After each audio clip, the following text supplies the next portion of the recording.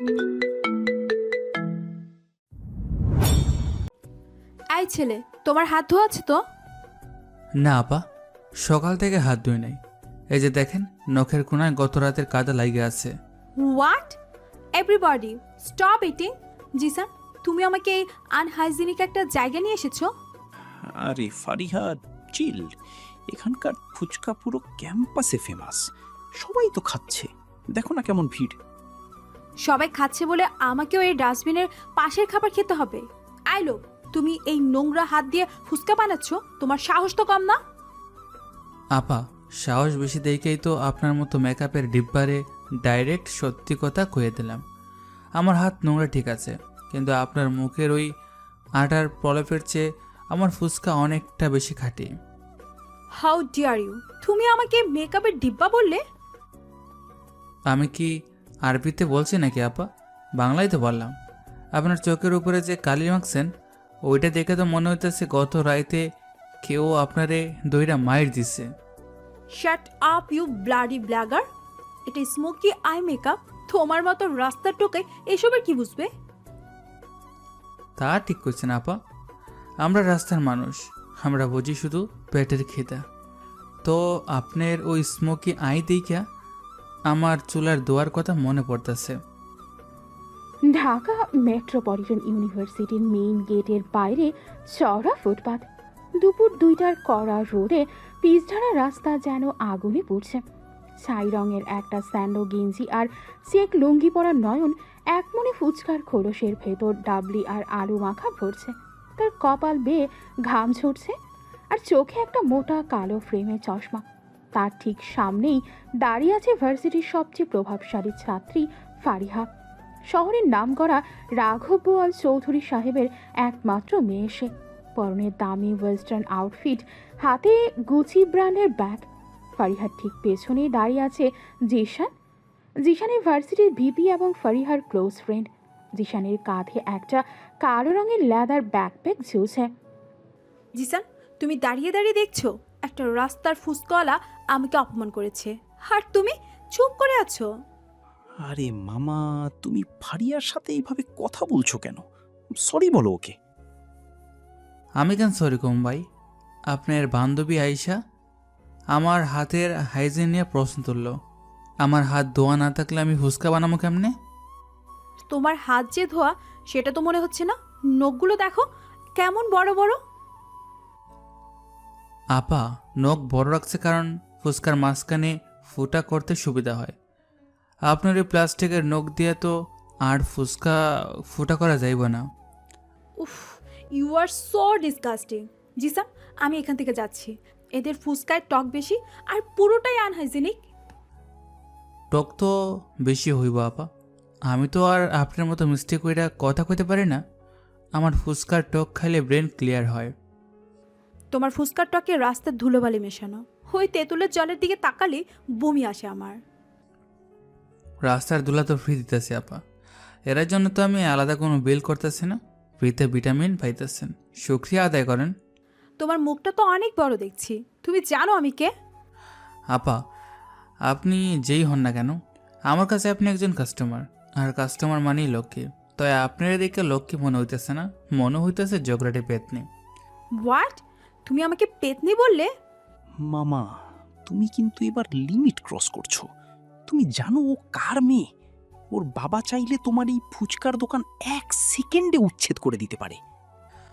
ভাই, দোকান উচ্ছেদ করলে আমি কালকা ওই মোড়ে গিয়ে বসমু।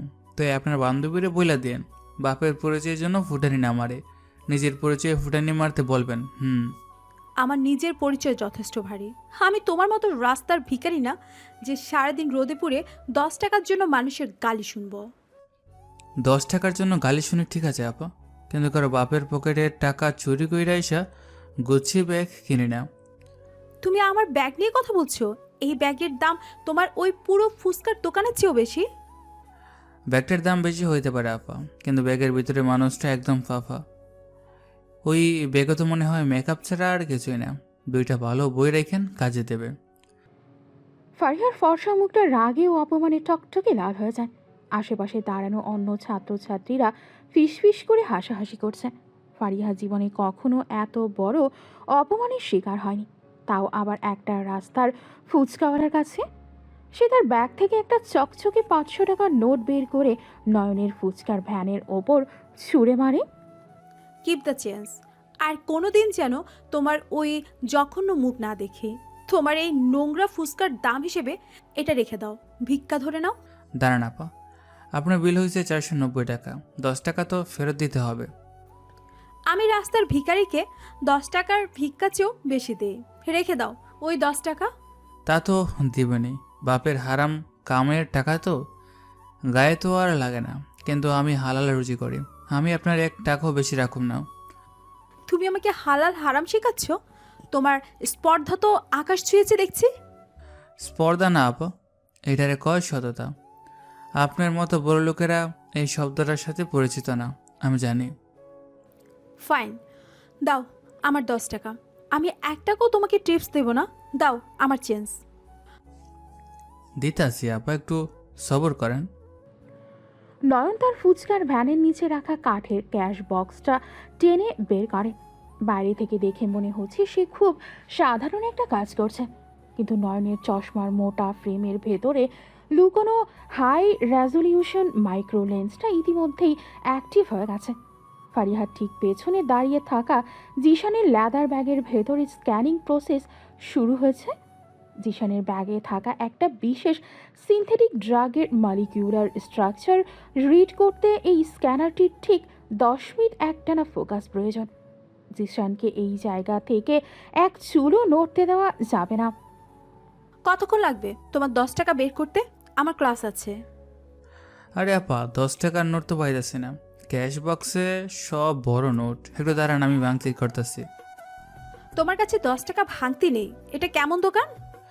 দোকান তো ফুচকার আপা, ব্যাংকের তো না। সবাই তো আর আপনার মতো 500 টাকার নোট ছুঁইরা মারে না। ফারিহা, বাদ দাও না ইয়ার, মাত্র 10 টাকা। চলো ক্লাসে যাই, আমার ব্যাগটা অনেক ভারী লাগছে, পিঠে ব্যথা করছে। না জিসান, ওই লোকটার ঘাট তেরা। আমি আজ ওর কাছ থেকে আমার 10 টাকা বুঝে নিয়েই যাব। তুমি চুপ করে দাঁড়িয়ে থাকো এখানে। এই তো আপা, একদম ঠিক হচ্ছে, নিজের অধিকার ছাড়তে নেই। আপনার বিপি সাহেব তো দেখতেছি 10 টাকা ছাইরা দিতে চাইতেছে। এই ফুচকাওয়ালা, তুমি কিন্তু বেশি কথা বলছো, তাড়াতাড়ি টাকা দাও। দিতেছি ভাই, আপনার ব্যাগটা একটু নিচে নামান না। এত বাড়ি ব্যাগ কান্দে নিয়ে খাড়াই আছেন কেন? ব্যাগে কি ইট পাথর বইটা রাখছেন নাকি? আমার ব্যাগে কি আছে সেটা দিয়ে তোমার কি দরকার? তুমি তোমার কাজ করো। আরে না ভাই, এমনিতেই জিগাইলাম। আপনারা বড় ভার্সিটির ছাত্র, বই খাতা তো বেশি থাকবই, তো ব্যাগের চেনটা মনে হয় একটু খোলাম। জিশান চমকে উঠে নিজের ব্যাগের চেইনের দিকে তাকায়।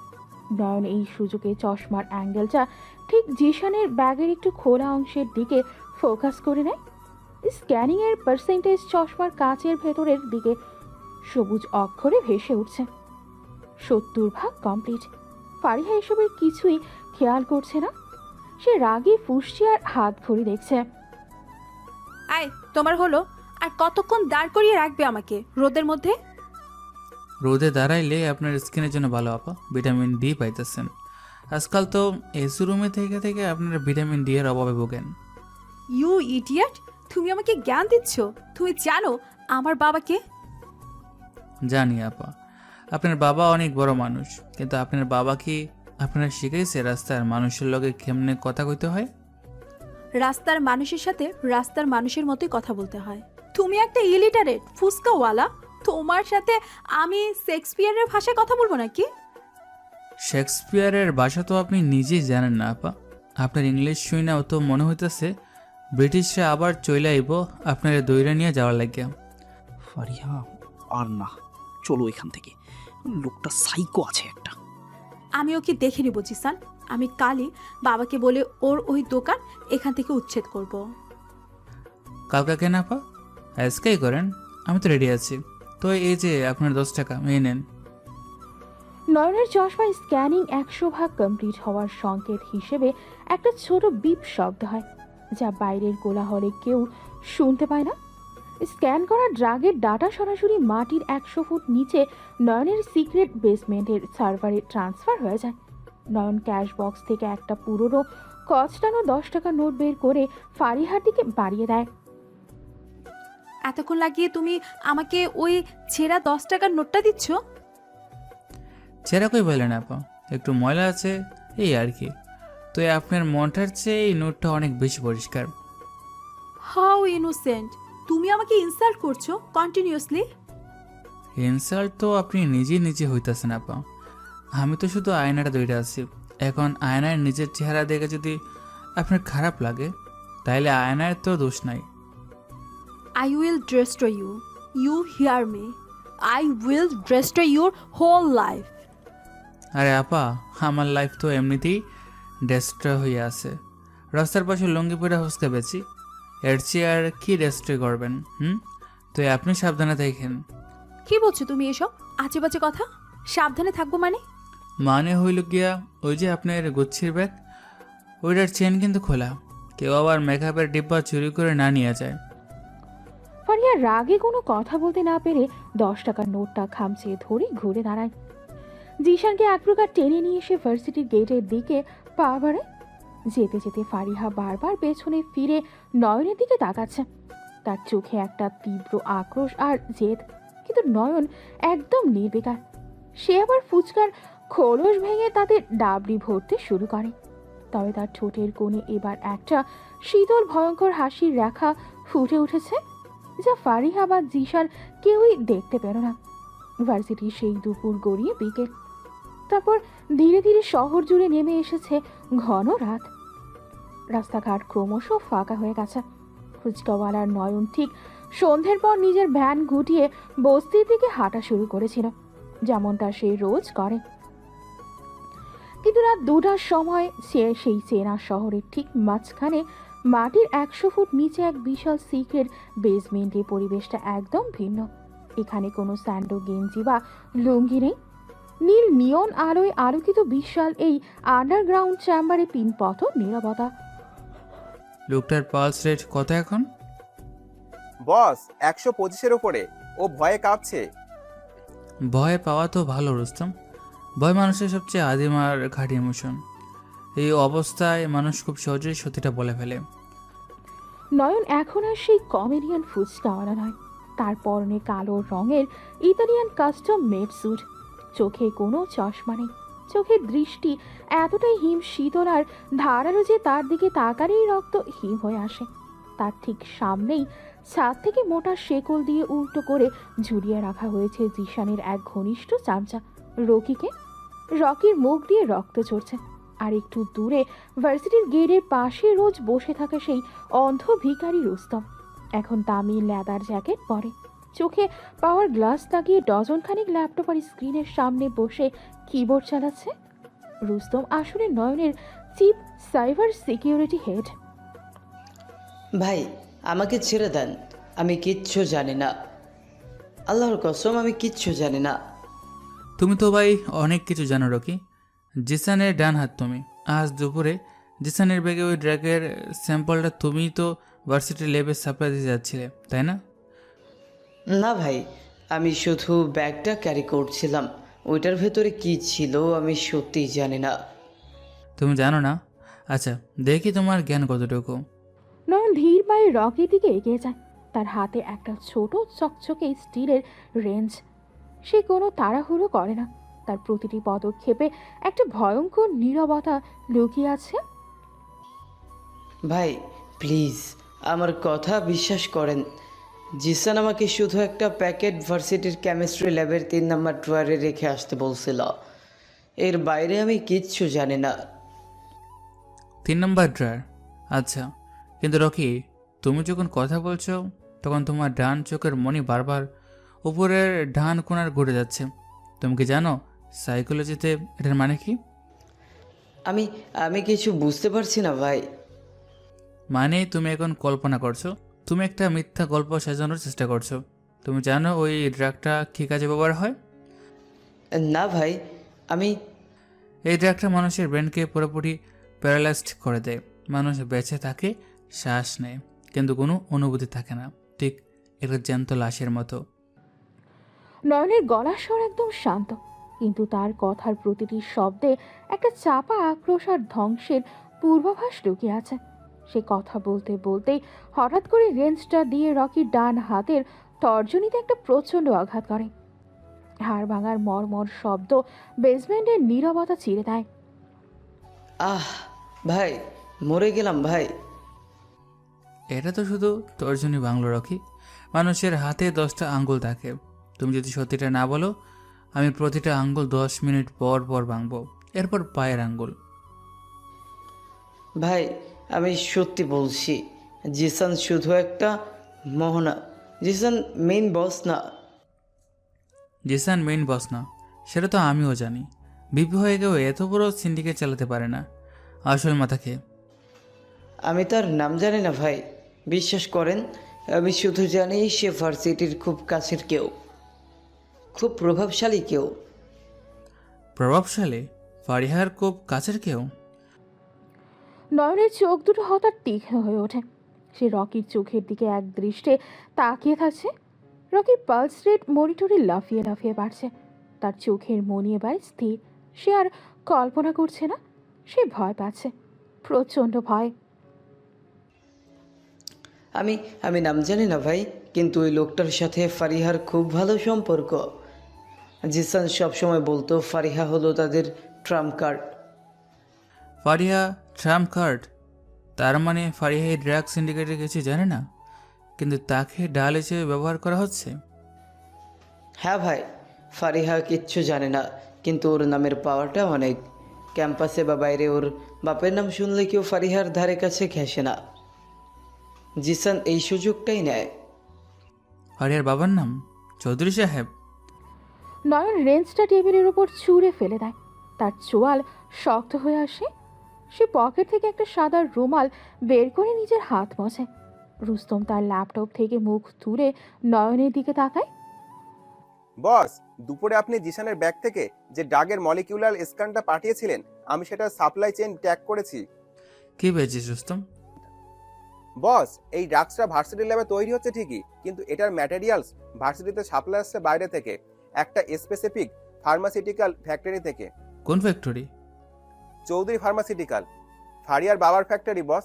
পুরো সাপ্লাই চেইনটা ওখান থেকে কন্ট্রোল হচ্ছে। বেসমেন্টে অদ্ভুত একটা স্তব্ধতা নেমে আসে। নয়ন ধীরে সুস্থে একটা লেদার সোফায় গিয়ে বসে। তার চোখের সামনে ভেসে ওঠে আজ দুপুরে ফারিহা সেই অহংকারী চেহারা, তার ছুঁড়ে মারা 500 টাকা নোট। তার মানে ফারিহার বাবা চৌধুরী সাহেবই এই ড্রাগ সিন্ডিকেটের মূল সাপ্লায়ার? ঠিক তাই বস, কিন্তু চৌধুরী সাহেব অনেক বড় রাঘব বোয়াল। শহরের সব প্রশাসনের সাথে তার ওঠা বসা, তাকে ডিরেক্ট হিট করা বোকামি হবে।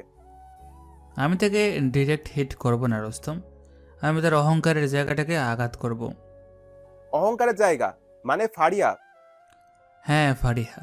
আজ দুপুরে মেয়েটা আমাকে ইনসাল্ট করতে এসে নিচে একটা বিশাল ক্লু দিয়ে গেছে। কিভাবে বস? ফারিয়া বলছিল না যে তার নিজের পরিচয় যথেষ্ট বাড়ি, সে তার বাপের পরিচয় ফুটানি মারে না। আমি এখন দেখব তার এই অহংকার কতদিন ঠেকে। রকি উল্টো হয়ে ঝুলতে ঝুলতে ব্যথায় গোঙাচ্ছে। সে বুঝতে পারছে না এই লোকগুলো আসলে কারা। জিশান তাকে বলেছিল একটা সাধারণ ফুচকাওয়ালা তাদের পথের কাটা হতে পারে, কিন্তু এই লোকটা তো আস্ত একটা দানব।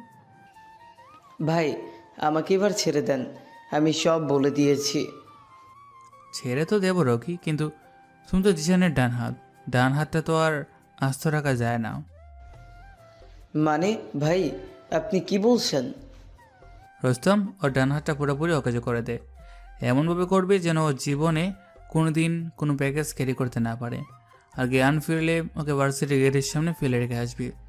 জিসান যেন দেখতে পায় তার ডান হাতের কি অবস্থা হয়েছে। জি বস, হয়ে যাবে। আর শোন রুস্তম, কাল থেকে ফারিয়ার ওপর 24 ঘন্টা নজর রাখবি। ও কোথায় যায়, কার সাথে কথা বলে, সব আপডেট আমার চাই। বস, আপনি কি ফারিয়াকে টোপ হিসাবে ব্যবহার করতে চাচ্ছেন? ওর মাধ্যমে চৌধুরীর কাছে পৌঁছাবেন? ঠিক ধরেছিস। ফারিয়ার বাবা যদি আমার বোনকে ড্রাগ দিয়ে ঘুমায় পাঠাতে পারে, তবে আমিও তার মেয়েকে ব্যবহার করে তার পুরো সাম্রাজ্য ধ্বংস করে দেব। কাল থেকে ফুচকাওয়ালার আসল খেলা শুরু হবে। নয়ন সোফা থেকে উঠে দাঁড়ায়। তার চোখ দুটো এখন আর মানুষের মতো দেখাচ্ছে না। সেই চোখের গভীরে শুধুই এক বিধ্বংসী আগ্নেয়গিরি টকবক করে ফুটছে। সে স্যুটটা ঠিক করে বেসমেন্টের সিঁড়ির দিকে পা বাড়ায়, আর রুস্তম ল্যাপটপের স্ক্রিনে ফারিহার সোশ্যাল মিডিয়া প্রোফাইল এবং লাইভ লোকেশন হ্যাক করার প্রসেস শুরু করে দেয়। পরের দিন আগের রাতে সেই রক্তহীন করা বেসমেন্টের বিভাসিকা পরিয়ে পরের দিন বিকেলে সূর্যটা যখন পশ্চিম আকাশে হেলে পড়েছে, ভার্সিটির ক্যাম্পাস ক্রমশ ফাঁকা হতে শুরু করেছে। পুরনো কলা ভবনের পেছনের দিকে থাকা 3 তলার পরিত্যক্ত লাইব্রেরি সেকশনটা এমনিতেই সারা বছর ভুতুড়ে থাকে। ধুলোয় মোড়ানো সারি সারি বইয়ের তাক আর টিমটিমে একটা টিউবলাইটের আলো ছাড়া সেখানে আর কিছুই নেই। ফারিহা একটা অ্যাসাইনমেন্টের রেফারেন্সে বই খুঁজতে এখানে এসেছে। তার মন মেজাজ এমনিতেই খারাপ। জিশানের ফোন বারবার বন্ধ পাচ্ছে সে। স্টপ ইট জিসান, কাল থেকে ফোন ধরছে না। আর এই জন্য বইটা ওই পুরনো সেকশনে কে রেখেছে? ফারিয়া আপন মনে বিড়বিড় করে ধুলোমাখা একটা বই টেনে বের করে। হঠাৎ করিডোরের উল্টো দিক থেকে ভারী বুট জুতার শব্দ শোনা যায়। ফারিহা চমকে তাকায়। 3 জন ছেলে, যাদের সে আগে কখনো ক্যাম্পাসে দেখেনি, ছাত্রের ছদ্মবেশে পিঠে ব্যাগ নিয়ে তার দিকে এগিয়ে আসছে। তাদের চোখের চাহনি স্বাভাবিক নয়। ফারিহার সিক্সথ সেন্স জানান দেয় কিছু একটা গন্ডগোল আছে। তাদের মধ্যে একজন নাম সবুজ বলে। এক্সকিউজ মি আপু, আপনি কি চৌধুরী সাহেবের মেয়ে ফারিহা? হ্যাঁ, আমি ফারিহা। কেন, আপনারা কারা? আমি তো আপনাদের আগে কখনো ক্যাম্পাসে দেখিনি। আমাদের দেখার কথাও না আপু, আমরা স্পেশাল গেস্ট, আপনার বাবা পাঠানোর লোক আমরা। উনি আপনাকে আমাদের সাথে যেতে বলেছেন। বাবা লোক পাঠিয়েছে? হোয়াট রাভেশ! আমার নিজের গাড়ি নিচে দাঁড় করানো আছে, আর বাবা আমাকে কিছু না বলে হঠাৎ লোক কেন পাঠাবে? চলুন আমার সামনে থেকে। আপু, আপনার বাবা গতরাতে একটা ডিলে আমাদের বসের সাথে খুব বড় ঝামেলা করেছে। আপনার বাবা মাল আটকে রেখেছে, তাই বস এখন আপনাকে আটকাবে। চুপচাপ আমাদের সাথে নিচে চলুন, নাইলে এখানে ঝামেলা হবে। হোয়াট? How dare you! তোমরা জানো তোমরা কার সাথে কথা বলছো? আমি এক চিৎকার দিলে পুরো ক্যাম্পাসের মানুষ এখানে জড়ো হবে। আমার পথ ছাড়ো বলছি। ফারিহা রেগে গিয়ে সবুজের বুক বরাবর একটা ধাক্কা দিয়ে এগিয়ে যাওয়ার চেষ্টা করে, কিন্তু রতন খপ করে ফারিহার হাত চেপে ধরে। ফারিহার অহংকারী চেহারা এবার ভয়ে ফ্যাকাশে হতে শুরু করে। সে প্রাণপণে হাত ছাড়ানোর চেষ্টা করে, কিন্তু রতনের হাতের গ্রিপ পাথরের মতো শক্ত। চিৎকার করে লাভ নেই আপু, এই পুরনো বিল্ডিংয়ে কেউ আপনার আওয়াজ শুনবে না। সোজা আঙ্গুলে ঘৃণা উঠলে তো আমাদের বাঁকা আঙ্গুল ব্যবহার করতে হবে। ছাড়ো আমাকে! হেল্প! কেউ আছো? Help me! ফারিহা গলা ফাটিয়ে চিৎকার করে ওঠে। ঠিক সেই মুহূর্তে লাইব্রেরির দরজার দিক থেকে একটা অদ্ভুত তীক্ষ্ণ শীষ দেওয়ার শব্দ ভেসে আসে। 3 জন গুন্ডা চমকে ঘুরে তাকায়। ফারিহাও কান্না ভেজা চোখে তাকায়। দরজার কাছে দাঁড়িয়ে আছে সেই ফুচকাওয়ালা নয়ন, পরনে সেই একই চেক লুঙ্গি আর স্যান্ডো গেঞ্জি, কাঁধে একটা গামছা, তার হাতে একটা পুরনো ঝাড়ু। আরে ভাইজানরা, লাইব্রেরিতে তো ছেলে ছেলে কেন? এখানে তো মানুষ পড়তে আসে, কুস্তি লড়তে তো আসে না। তুমি তুমি এখানে কি করছো? প্লিজ আমাকে বাঁচাও, এরা আমাকে কিডন্যাপ করার চেষ্টা করছে। কিডন্যাপ? আরে আপা, আপনারে কিডন্যাপ কইরা এরা কি পাইব? আপনার ব্যাগে তো মেকআপ ছাড়া কিছু নেই। এরা মানুষ হয়ে ভুল কইরা আপনারে ধরে ফেলছে। এই ফকির নির্পুত, তুই কে রে? এখান থেকে যা, নাইলে তোর ফুচকার দোকান সহ তোকে জ্বালিয়ে দেব। আরে ভাই, রাগ করেন কেন? আমি তো এই পুরনো লাইব্রেরিটাতে ঝাড়ু দিতে আসছিলাম। বিপি সাহেব কইছে এখানে নাকি অনেক ধুলা। আপনারা কাজ শেষ করেন, আমি বরং পরে আসি। হোয়াট? তুমি আমাকে ফেলে চলে যাচ্ছ? You idiot! আমি কাল তোমাকে বলেছিলাম না আমি তোমাকে ডিস্ট্রয় করব? আজ আমাকে বাঁচাও, আমি তোমাকে ডাবল টাকা দেব। টাকার কথা কয়ে তো আপা আমার ইমান নষ্ট করে দিলেন। কিন্তু আমি তো মারামারি পারি না, আমি তো ফুচকা বানাই। এই ভাইজানদের গায়ের জোর তো অনেক। বেশি বকবক করিস না, যা এখান থেকে।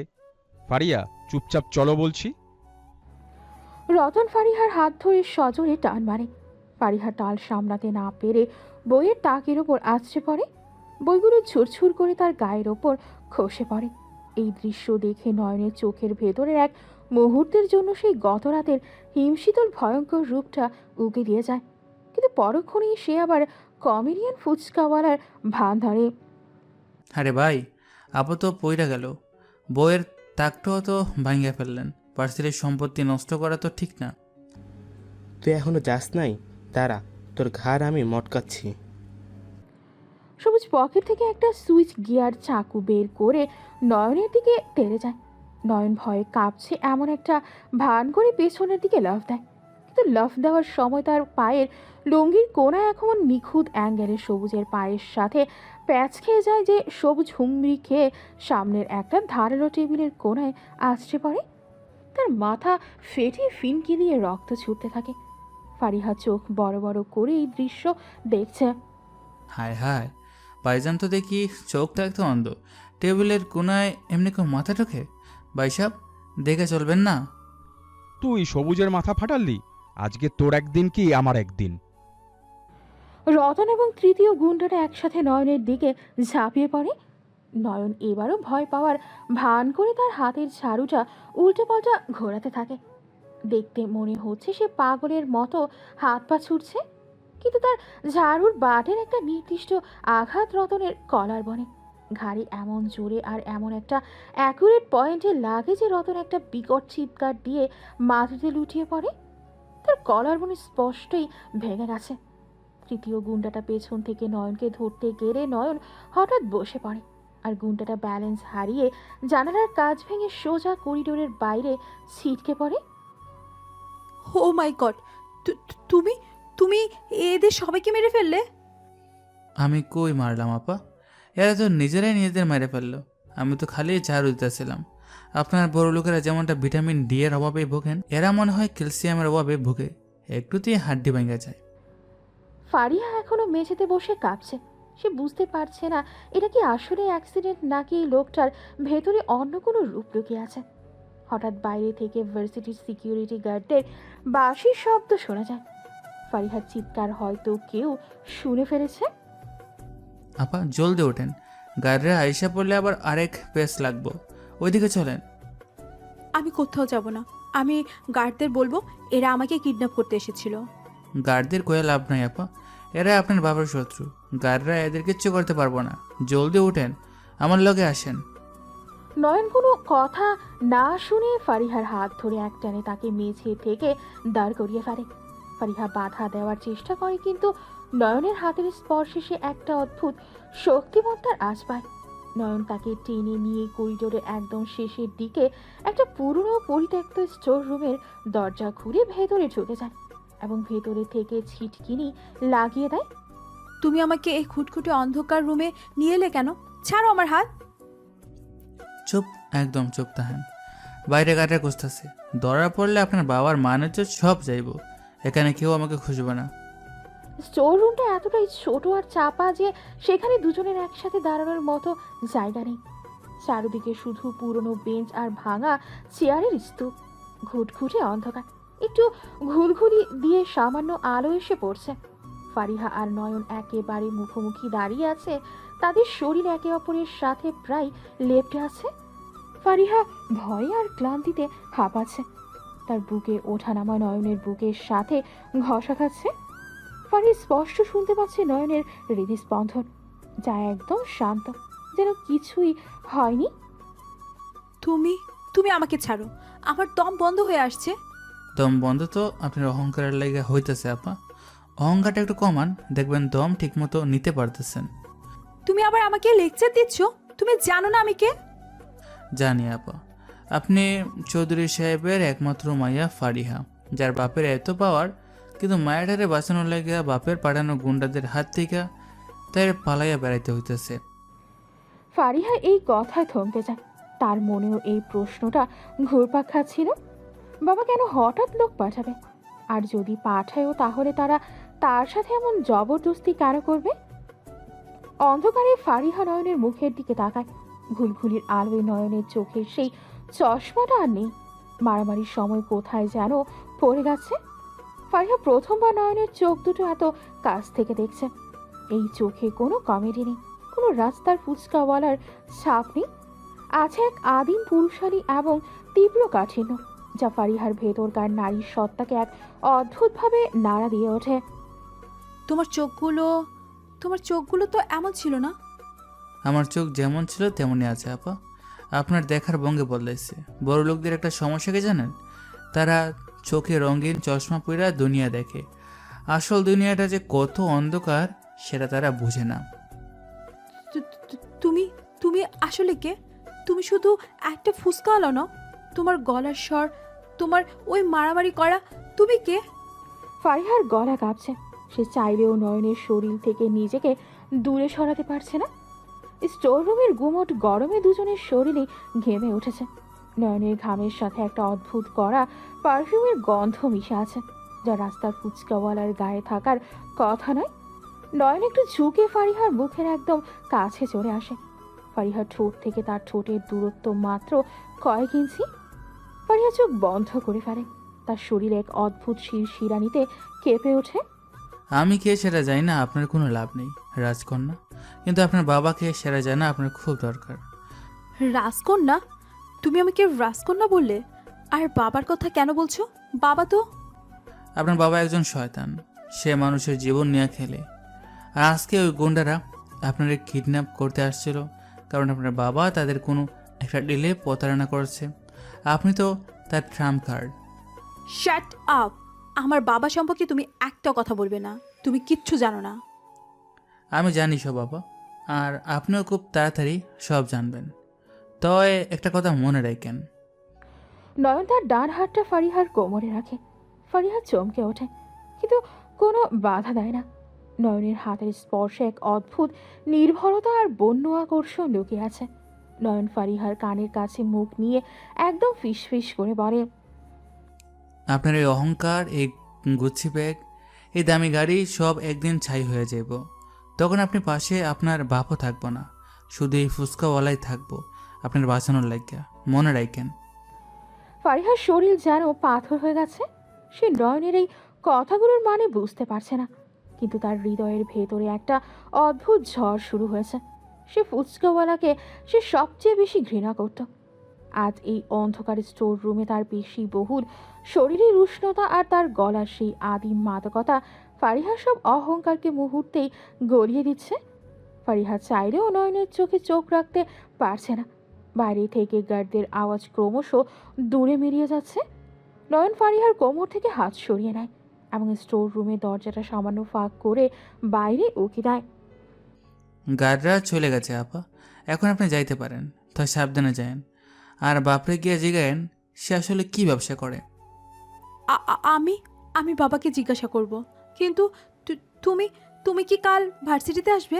কেন আপা, ফুচকা খাইবেন? কালকে আইসা বইনেন, আপনার লাগে স্পেশাল করে তেঁতুলের জল বানামো, জাল বেশি দিয়া। নয়ন আবার তার সেই কমেডিয়ান রূপে ফিরে এসেছে। সে হাসতে হাসতে স্টোর রুম থেকে বেরিয়ে করিডোরের অন্ধকারে বেরিয়ে যায়। ফারিহা একা দাঁড়িয়ে থাকে সেই ঘুটঘুটি স্টোর রুমে। তার বুক এখনো হাতুড়ির মতো হৃৎপিণ্ড আসতে পড়ছে। সে নিজের ঠোঁটে হাত বুলিয়ে দীর্ঘশ্বাস ফেলে। একটা রাস্তার ফুচকাওয়ালার প্রতি তার এই অদ্ভুত আকর্ষণ তাকে ভেতর থেকে কুড়ে কুড়ে খাচ্ছে।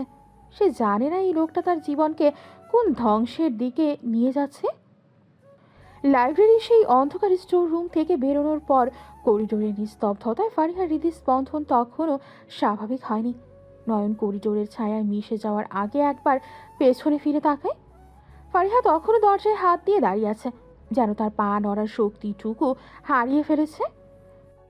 কি হলো আপা, ওইখানে কি রাত কাটানোর ইচ্ছা আছে নাকি? গার্ডরা আবার ফিরে আসলে কিন্তু আমি আর নাই। আমি আমি আসছি, কিন্তু আমার গাড়িটা তো লাইব্রেরির সামনে। আমি কিভাবে যাব? গাড়ির মায়া চারেন আপা, ওই গুন্ডাগুলো এখন নিশ্চয়ই পার্কিংয়ে উত পাইতে আছে। যান বাঁচানো ফরজ, গাড়ি তো কালকেও নিতে পারবেন। তাহলে আমি যাব কিভাবে? গেট পর্যন্ত তো অনেক রাস্তা। আমার আজকেও বাহন তো বাইরেই খাড়িয়ে আছে। চলেন আজকে আপনার এই ফুচকার বেনে কইরা ডাকার হাওয়া খাওয়াই। হোয়াট? তুমি পাগল হয়েছো? আমি ফারিহা, আমি ওই নোংরা ভ্যানে চড়বো? মানুষ দেখলে আমার মান সম্মান কোথায় থাকবে? সম্মান কি বেনে চললে যায় আপা? সম্মান তো যায় যখন গুন্ডারা আপনার তুলে নিয়ে যায়। আর এখন রাত হইছে, মানুষ কি আর লাইট জ্বালাইয়া আপনার চেক করতে আসবো? না, এটা পসিবল না। আমি রিক্সা নিব। এই অন্ধকার রাতে এইখানে রিক্সা পাইবেন না, আর পাইলেও তারা গুন্ডা কি না সে গ্যারান্টি কে দেব। আসেন, ডরায়েন না। আমার বেনে উঠলে কোনো গুন্ডার বাপও আপনার টাচ করতে পারবো না। তুমি এত শিওর হচ্ছে কিভাবে? তোমার উপর আমি কেন ট্রাস্ট করব? ট্রাস্ট না করে উপায় আছে আপা? স্টোররুমে যখন আমার বুকে মাথা করছিলেন তখন তো বেস্ট ট্রাস্টই মনে হয়েছিল। এখন আবার এত ডং কেন? Shut up. আমি আমি ওটা ভয় করেছিলাম। তুমি ওইটা নিয়ে বেশি বাড়াবাড়ি করবে না। আচ্ছা ঠিক আছে, বাড়াবাড়ি করুম না। এখন বেনে ওঠেন, পা গুজাইয়া বসেন। আপনার গুছি জুতা ময়লা হইব না। ফারিহা অনিচ্ছা সত্ত্বেও নয়নের পেছনে ভ্যানের তক্তায় গিয়ে বসে। ভ্যানটা যখন চলতে শুরু করে বাইরের ঝড়ো হওয়া ফারিহার চুলগুলো উড়িয়ে দেয়। শহরের সোডিয়াম আলো তার মাথায় ওপর রূপরি চারটা আজ অন্যরকম লাগছে। নয়ন আপন মনে একটা পুরনো গান গুনগুন করছে আর ভ্যানের প্যাডেল মারছে। নয়ন, তুমি কি সত্যি বিশ্বাস করো চাঁদ মানুষকে শান্তি দেয়? আকাশটা আজ কেমন যেন অদ্ভুত লাগছে। চাঁদ তো শান্তি দিবই আপা। চাঁদ হইল গিয়া গরিবের বাতি। আমরা যখন বস্তার উপর শুয়ে আকাশ দেখি তখন মনে হয় দুনিয়াটা কত বড় আর আমরা কত ছোট। তুমি কি সবসময় এমন কথা বলো? মাঝে মাঝে মনে হয় তুমি একজন কবি, আর মাঝে মাঝে মনে হয় তুমি একটা সাইকো। কবি আর সাইকোর মধ্যে পার্থক্য খুব কম আপা। দুজনেই দুনিয়াটারে আলাদা চোখে দেখে। তো আমি তো ফুসকওয়ালা, আমি দেখি দুনিয়াটা কতটা জাল আর কতটুকু টক। তুমি জানো, আজকে স্টোর রুমে যখন তুমি আমাকে প্রোটেক্ট করেছিলে, আমার কেমন যেন একটা সিকিউরিটি ফিল হচ্ছিল। জিসানের সাথে ঘুরলে কখনো এমন মনে হয়নি। জিসান ভাই তো আপনার প্রোটেক্ট করবো না আপা। সে তো নিজে একটা বিপদ। মানুষের চোখ দেখে মানুষ চিনতে শেখান। মানুষ চেনা কি এতই সহজ? আমি তো তোমাকে চিনতে পারছি না। তোমার ওই রোলেক্স ঘড়িটা? আবার ওই প্লাস্টিকের গড়ি? আপনি তো কইলাম ওটা ফুটপাতে পাওয়া যায়। এখন কি গড়ি নিয়ে গল্প করুন নাকি নাকি হাইওয়ের হাওয়া খাবেন?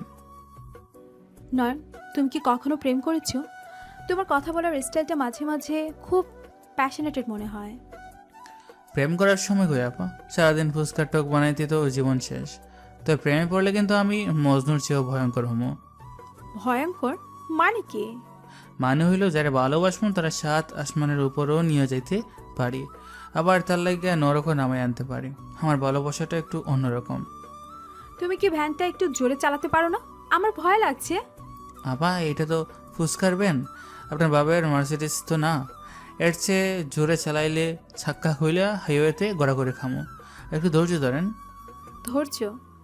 আমার তো মনে হচ্ছে ওই লোকগুলো এখনো আমাদের ফলো করছে। তুমি তো ওদের মেরেই ফেলেছিলে প্রায়। পুলিশ যদি ধরে? আরে আপা, পুলিশকে আর ফুচকাওয়ালার ধরে?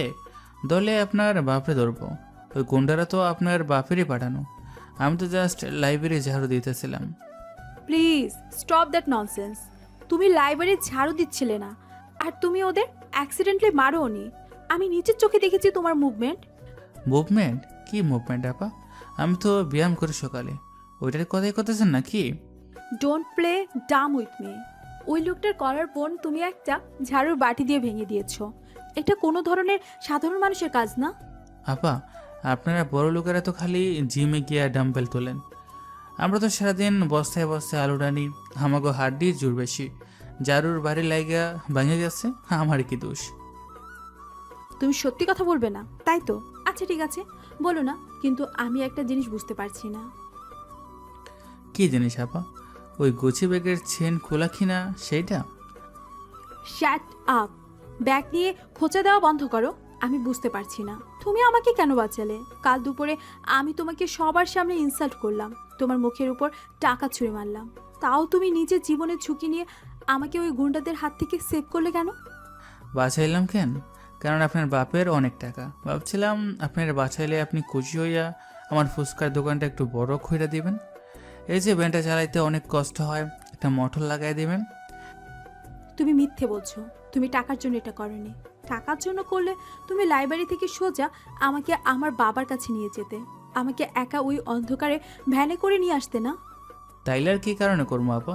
আপনার প্রেমে তো আর পড়ে নাই যে দেবদাসের মতো জীবন দেবো। আমি কখন বললাম তুমি আমার প্রেমে পড়েছো? কিন্তু স্টোর রুমে তুমি আমাকে যেভাবে ধরলে, সেভাবে কথাগুলো বললে, সেটা তো কোনো ফুসকাওয়ালার কথা ছিল না। স্টোরুমে তো গুটগুটটা অন্ধকার ছিল আপা। আমি তো চোখে কিছু দেখি নাই। ভয়ে আপনার গায়ে যেই পারফিউম ওটার গন্ধে আমার মাথা করতেছিল, এর জন্য আবল তাবল বকছি। আমার পারফিউম না, তোমার চোখের ওই এক্সপ্রেশন।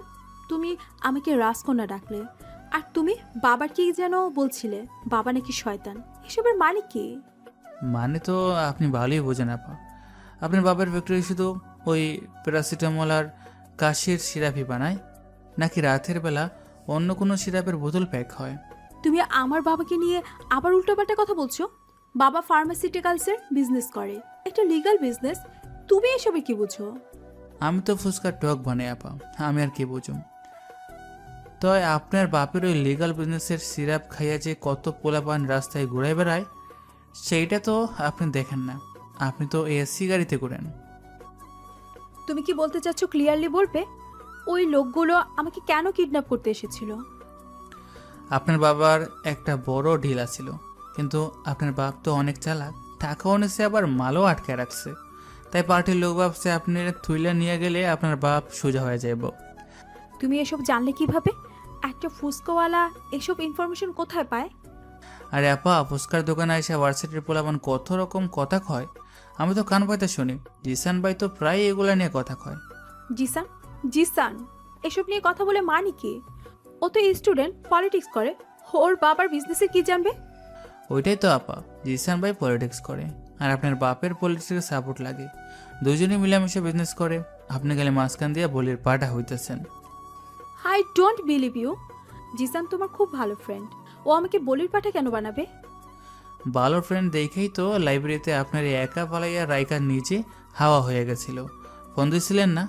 ধরছে? ফারিহা একদম চুপ হয়ে যায়। জিশান আসলে কাল থেকে ফোন ধরছে না। তার মনে একটা সূক্ষ্ম সন্দেহের বীজ বুনতে শুরু করেছে। হাইওয়ের পাশ দিয়ে কয়েকটা ট্রাক সাই সাই করে চলে যায়। ভ্যানটা একটা ঝাঁকুনি খেয়ে আবার চলতে শুরু করে। আচ্ছা, এখন বিজনেস পলিটিক্স বাদ দাও, আমার মাথায় এমনিতে জ্যাম হয়ে আছে। সামনে আমার থিসিস সাবমিশন, আর তুমি এখনও কেমিক্যাল রিয়াকশনের ওই চ্যাপ্টারটা বুঝতে পারছো না? কোন চ্যাপ্টার আপা? ওই যে সিনথেটিক পলিমারের চেইন রিয়াকশন, যেটা নিয়ে কালকা আপনি আর জিসান ভাই ফুচকা খাইতে খাইতে তর্ক করতেছিলেন। হ্যাঁ, ওইটাই। তুমি জানো, ওটা নিয়ে কাল আমরা তর্ক করছিলাম। আমি তো জাস্ট পাগল হয়ে যাচ্ছি। ওই ফর্মুলার বেঞ্জিং রিংয়ের পলিশনটা কিছুতেই মেলাতে পারছি না। আরে আপা, ওইটা তো একদম সোজা। আপনারা তো খালি মুখস্থ করেন। বেঞ্জিন রিংয়ের পজিশন মেলাইতে হইলে তো আপনার আগে টেম্পারেচারটা ড্রপ করতে হইব, নইলে তো রিয়াকশন চেনটা ভাঙে যাইব। হোয়াট? টেম্পারেচার ড্রপ করতে হবে? কিন্তু বইয়ে তো লেখা আছে ক্যাটালিস্ট অ্যাড করতে হবে। বইয়ে তো অনেক কিছু লেখা থাকে আপা। ক্যাটালিস্ট অ্যাড করলে তো রিয়াকশন ফাস্ট হইব, কিন্তু স্টেবল হইব না। আপনি যদি -5 ডিগ্রিতে রিয়াকশনটা হোল্ড করেন, তাহলে বেঞ্জিন রিং অটোমেটিক সেকেন্ড পজিশনে গিয়ে সেট হয়ে যাব। এটা তো বেসিক কেমিস্ট্রি। ও মাই গড! তুমি তুমি ওই সলিউশনটা কিভাবে জানলে? আমাদের প্রফেসর গত এক সপ্তাহ ধরে এটা নিয়ে স্ট্রাগল করেছেন, আর তুমি একটা ফুসকালা হয়ে এত ইজিলি বলে দিলে? আরে আপা, এইটা তো আমি ওই যে পুরান পেপার দিয়ে ফুচকার ঠুঙ্গা বানাই না, ওই পেপারের মধ্যে তো লেখা ছিল, পড়তে পড়তে মুখস্থ হয়ে গেছে। লায়ার! তুমি একটা আস্ত মিথ্যুক। পুরনো পেপারে কেমিক্যাল রিয়াকশনের ফর্মুলা লেখা থাকে, তুমি আমাকে বোকা পেয়েছো? বোকা তো আপনি এমনিতেই আপা, নইলে কি আর জিসান ভাইয়ের মতো একটা সাপের লোকে ঘুরে বেড়ান? তুমি বারবার জিসানকে জড়াচ্ছ কেন? তুমি কে বলো তো? আমার ইন্টেলিজেন্ট লেভেলে কোনো সাধারণ নর্মাল মানুষ তো না। তুমি কেমিস্ট্রি জানো, তুমি ফাইট করতে জানো, তুমি আন্ডারওয়ার্ল্ডের খবর জানো। হু আর ইউ? আমি ফুসকলা আপা, নাম নয়ন, বাড়ি বরিশাল। আর কিছু জানার আছে? আমি কাল সকালে তোমার ব্যাকগ্রাউন্ড চেক করব। আমি ছাড়বো না তোমাকে। চেক করেন আপা, তবে ব্যাকগ্রাউন্ড চেক করতে গিয়ে নিজের বাপের ব্যাকগ্রাউন্ড আবার দেখে ফেলেন না, তখন কিন্তু ধাক্কা খাইবেন।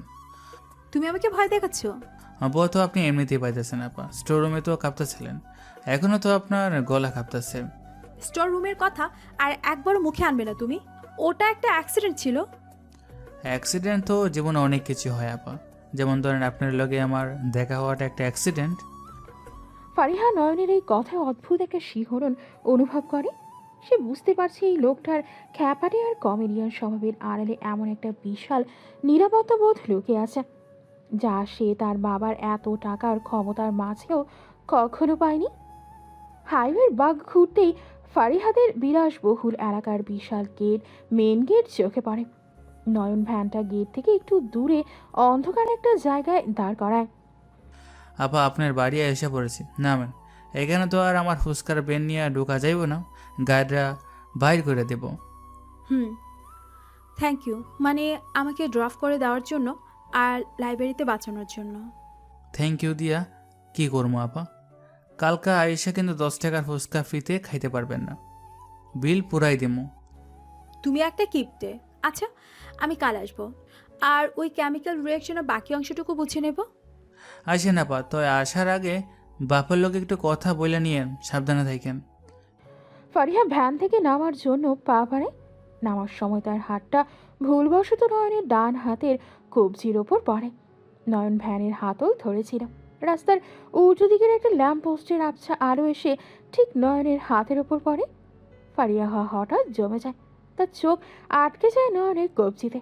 লুঙ্গির কোনা দিয়ে ঢাকা থাকলেও নয়নের কবজিতে একটা ভারী প্লাটিনাম চেইনের ঘড়ি চিকচিক করছে।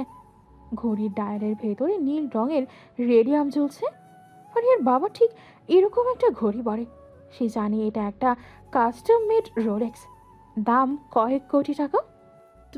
তোমার হাতে ওটা কি? কি? ও এইটা, এইটা তো গড়ি আপা। টাইম দেখি, 10 টাকা দিয়া ফুটপাথ থেকে কিনছিলাম, ভালো না? 10 টাকার ঘড়ি ফুটপাথ থেকে কিনা? তুমি আমাকে অন্ধ ভেবেছ? এটা একটা রোলেক্স, এর চেইনটা প্লাটিনামের। আমি খুব ভালো করে চিনি এটা। আরে আপা, ফুটপাথের মাল তো এরকমই হয়, দেখে মনে হয় রোলেক্স, কিন্তু আসলে তো প্লাস্টিক। আর আপনি তো আবার সব কিছু অরিজিনাল মনে করেন। আমি প্লাস্টিক আর প্লাটিনামের পার্থক্য খুব ভালো করে জানি। নয়ন, তুমি আমার সাথে কোনো একটা বড় ধরনের গেম খেলছো। আমি এটা বের করে ছাড়বো। গেম তো আপনার বাবা খেলতেছে আপা, আমি তো খালি দর্শক। চান, রাত অনেক হয়েছে, বাসায় গিয়ে ঘুমান। ফারিহা আর কোনো কথা না বলে দ্রুত পায়ে গেটের দিকে এগিয়ে যায়। কিন্তু তার মন এখনো পুরোপুরি তোলপাড় হচ্ছে। একটা রাস্তার ফুচকাওয়ালার হাতে কয়েক কোটি টাকার রোলেক্স ঘড়ি, তার মানে এই লোকটা সাধারণ কেউ নয়। ফারিহা গেট দিয়ে ঢোকার আগে শেষবার পেছনে ফিরে তাকায়। ভ্যানটা তখনও অন্ধকারে দাঁড়িয়ে আছে, আর নয়ন তার দিকে তাকিয়ে একটা হাত নাড়ছে। ফারিহা নিজের ঘরে ঢুকে ড্রয়ার থেকে একটা ভিজিটিং কার্ড বের করে। এটা তার পার্সোনাল ডিটেকটিভ আসিফের কার্ড। হ্যালো আসিফ, এত রাতে ফোন করার জন্য সরি, কিন্তু আমার একটা আর্জেন্ট কাজ আছে। কাল সকালের মধ্যে আমাকে একটা লোকের A to Z ডিটেলস চাই। কার ডিটেলস ম্যাম? কোনো বিজনেসম্যান নাকি পলিটিশিয়ান? না, ওটা ফুচকাওয়ালা, ভার্সিটির মেইন গেটের সামনে বসে। নাম নয়ন। ওর ব্যাকগ্রাউন্ড, ওর ফ্যামিলি, ও আসলে কে, ওর হাতে রোলাক্সের ঘড়ি কোথা থেকে এলো, সব আমার কাল সকালের মধ্যে চাই। কোনো ভুল যেন না হয়। ফুসকাওয়ালা আর হাতে রোলেক্স, ইন্টারেস্টিং। ঠিক আছে ম্যাম, কাল সকাল 8টার মধ্যে পুরো ফাইল আপনার মেইলে চলে যাবে। ফারিহা ফোনটা কেটে বিছানায় ধপ করে বসে পড়ে। তার বুকের ভেতরটা এখনো কাঁপছে। স্টোর রুমে সেই ঘুটঘুটে অন্ধকার, নয়নের বুকের উষ্ণতা আর ওই রোলেক্স ঘড়িটা সব মিলিয়ে ফারিহা বুঝতে পারছে সে এমন এক বিপদের দিকে এগোচ্ছে যেখান থেকে ফেরার কোনো পথ নেই। কিন্তু এই বিপদটাকেই তার এখন সবচেয়ে বেশি নিরাপদ মনে হচ্ছে। এই ঘটনার 3 দিন পর ঢাকার বনানীর এক বিশাল ম্যানশন, চৌধুরী সাহেবের বাড়ির সামনে দামি দামি গাড়ির বহর। আর চৌধুরী সাহেবের বিজনেসের 25 বছর পূর্তি উপলক্ষে বিশাল গালা ডিনার এবং পার্টির আয়োজন করা হয়েছে। ফারিহা গত 3 দিন ধরে নয়নের সাথে দেখা করেনি, কিন্তু তার মাথায় একটা জেদ চেপে বসেছে সে নয়নের আসল চেহারাটা জনসম্মুখে আনবে। তাই সে এক অদ্ভুত চাল চেলেছে। সে নয়নকে ইনভাইট করেছে তার পার্সোনাল গেস্ট হিসেবে নয়, বরং চৌধুরী ম্যানশনের আজকের পার্টির জন্য স্পেশাল স্টার্টার সার্ভার হিসেবে। ফারিহা ভেবেছে এত ভিআইপিদের মাঝে নয়ন যখন নিচু কাজ করবে তখন তার আভিজাত্যের মুখোশটা খুলে পড়বে। বলো আসিফ, নয়নের ব্যাপারে কি পেলে? ম্যাম, লোকটা একটা মিস্ট্রি। বরিশালের যে ঠিকানার কথা সে বলেছে সেখানে ওই নামে কেউ নেই। ওর সব রেকর্ড ক্লিন, এমনকি ওর এনআইডি কার্ডেও মনে হচ্ছে একদম পারফেক্টলি ফেব্রিক। তার মানে সে যা বলেছে সব মিথ্যে। আর সে আসুক, ওই কর্পোরেট সার্কিসের মাঝখানে তার ওই রোলেক্স আর তার ওই বুদ্ধি কতটুকু টিকে আমিও দেখব। পার্টি জমে উঠেছে। শহরের বড় বড় ব্যবসায়ী, পলিটিশিয়ান আর আপনারা স্যুট টাই পরে হাতে পানীয়র গ্লাস নিয়ে আড্ডায় মত্ত। দিশান আজকে ফারিহার বাবার সাথে সারাক্ষণ ছায়ার মতো লেগে আছে। দিশানের পরনে লাক্সারি ব্লু স্যুট, চোখে দুর্গন্ধর হাসি। ঠিক তখনই গেট দিয়ে ভেতরে ঢোকে নয়ন। তার পরনে একটা সাদা পাঞ্জাবি আর পাজামা, কাঁধে একটা গামছা। সে তার সেই সাধারণ রূপেই এসেছে। তার সাথে রুস্তম, যে ওয়েটারের পোশাক পরে তার সহকারী হিসেবে এসেছে। ফারিহা, এই লোকটাকে আমাদের এই এলিগেন্ট পার্টিতে এমন একটা মানুষকে কেন রেখেছ? বাবা, ও আমাদের ভার্সিটির মেইন গেটের ফুসকোয়ালা। ওর হাতে কিছু স্পেশাল স্টার্টার ছাড়া আমার পার্টি অপূর্ণ থেকে যেত। আরে মামা, তুমি এখানেও চলে আসছো? এইখানে তো আর 10 টাকার ফুচকা চলে না, এখানে ডলারে কথা হয়, বুঝলে? জানি ভাইজান, ডলারের কথা হয় বলেই তো আসলাম। তবে মানুষগুলো তো সেই দেশি, পেটের ভিতর সবারই তো ওই ডাবলি আর আলুই জমা থাকে, ওপরে স্রেফ স্যুটের পালিশ। তোমার সাহস তো কম না, তোমার গেস্টের নিয়ে কথা বলছো? সাহস তো আল্লাহ দিছে সাহেব। আর আপনার গেস্টরা তো সবই বড় মানুষ।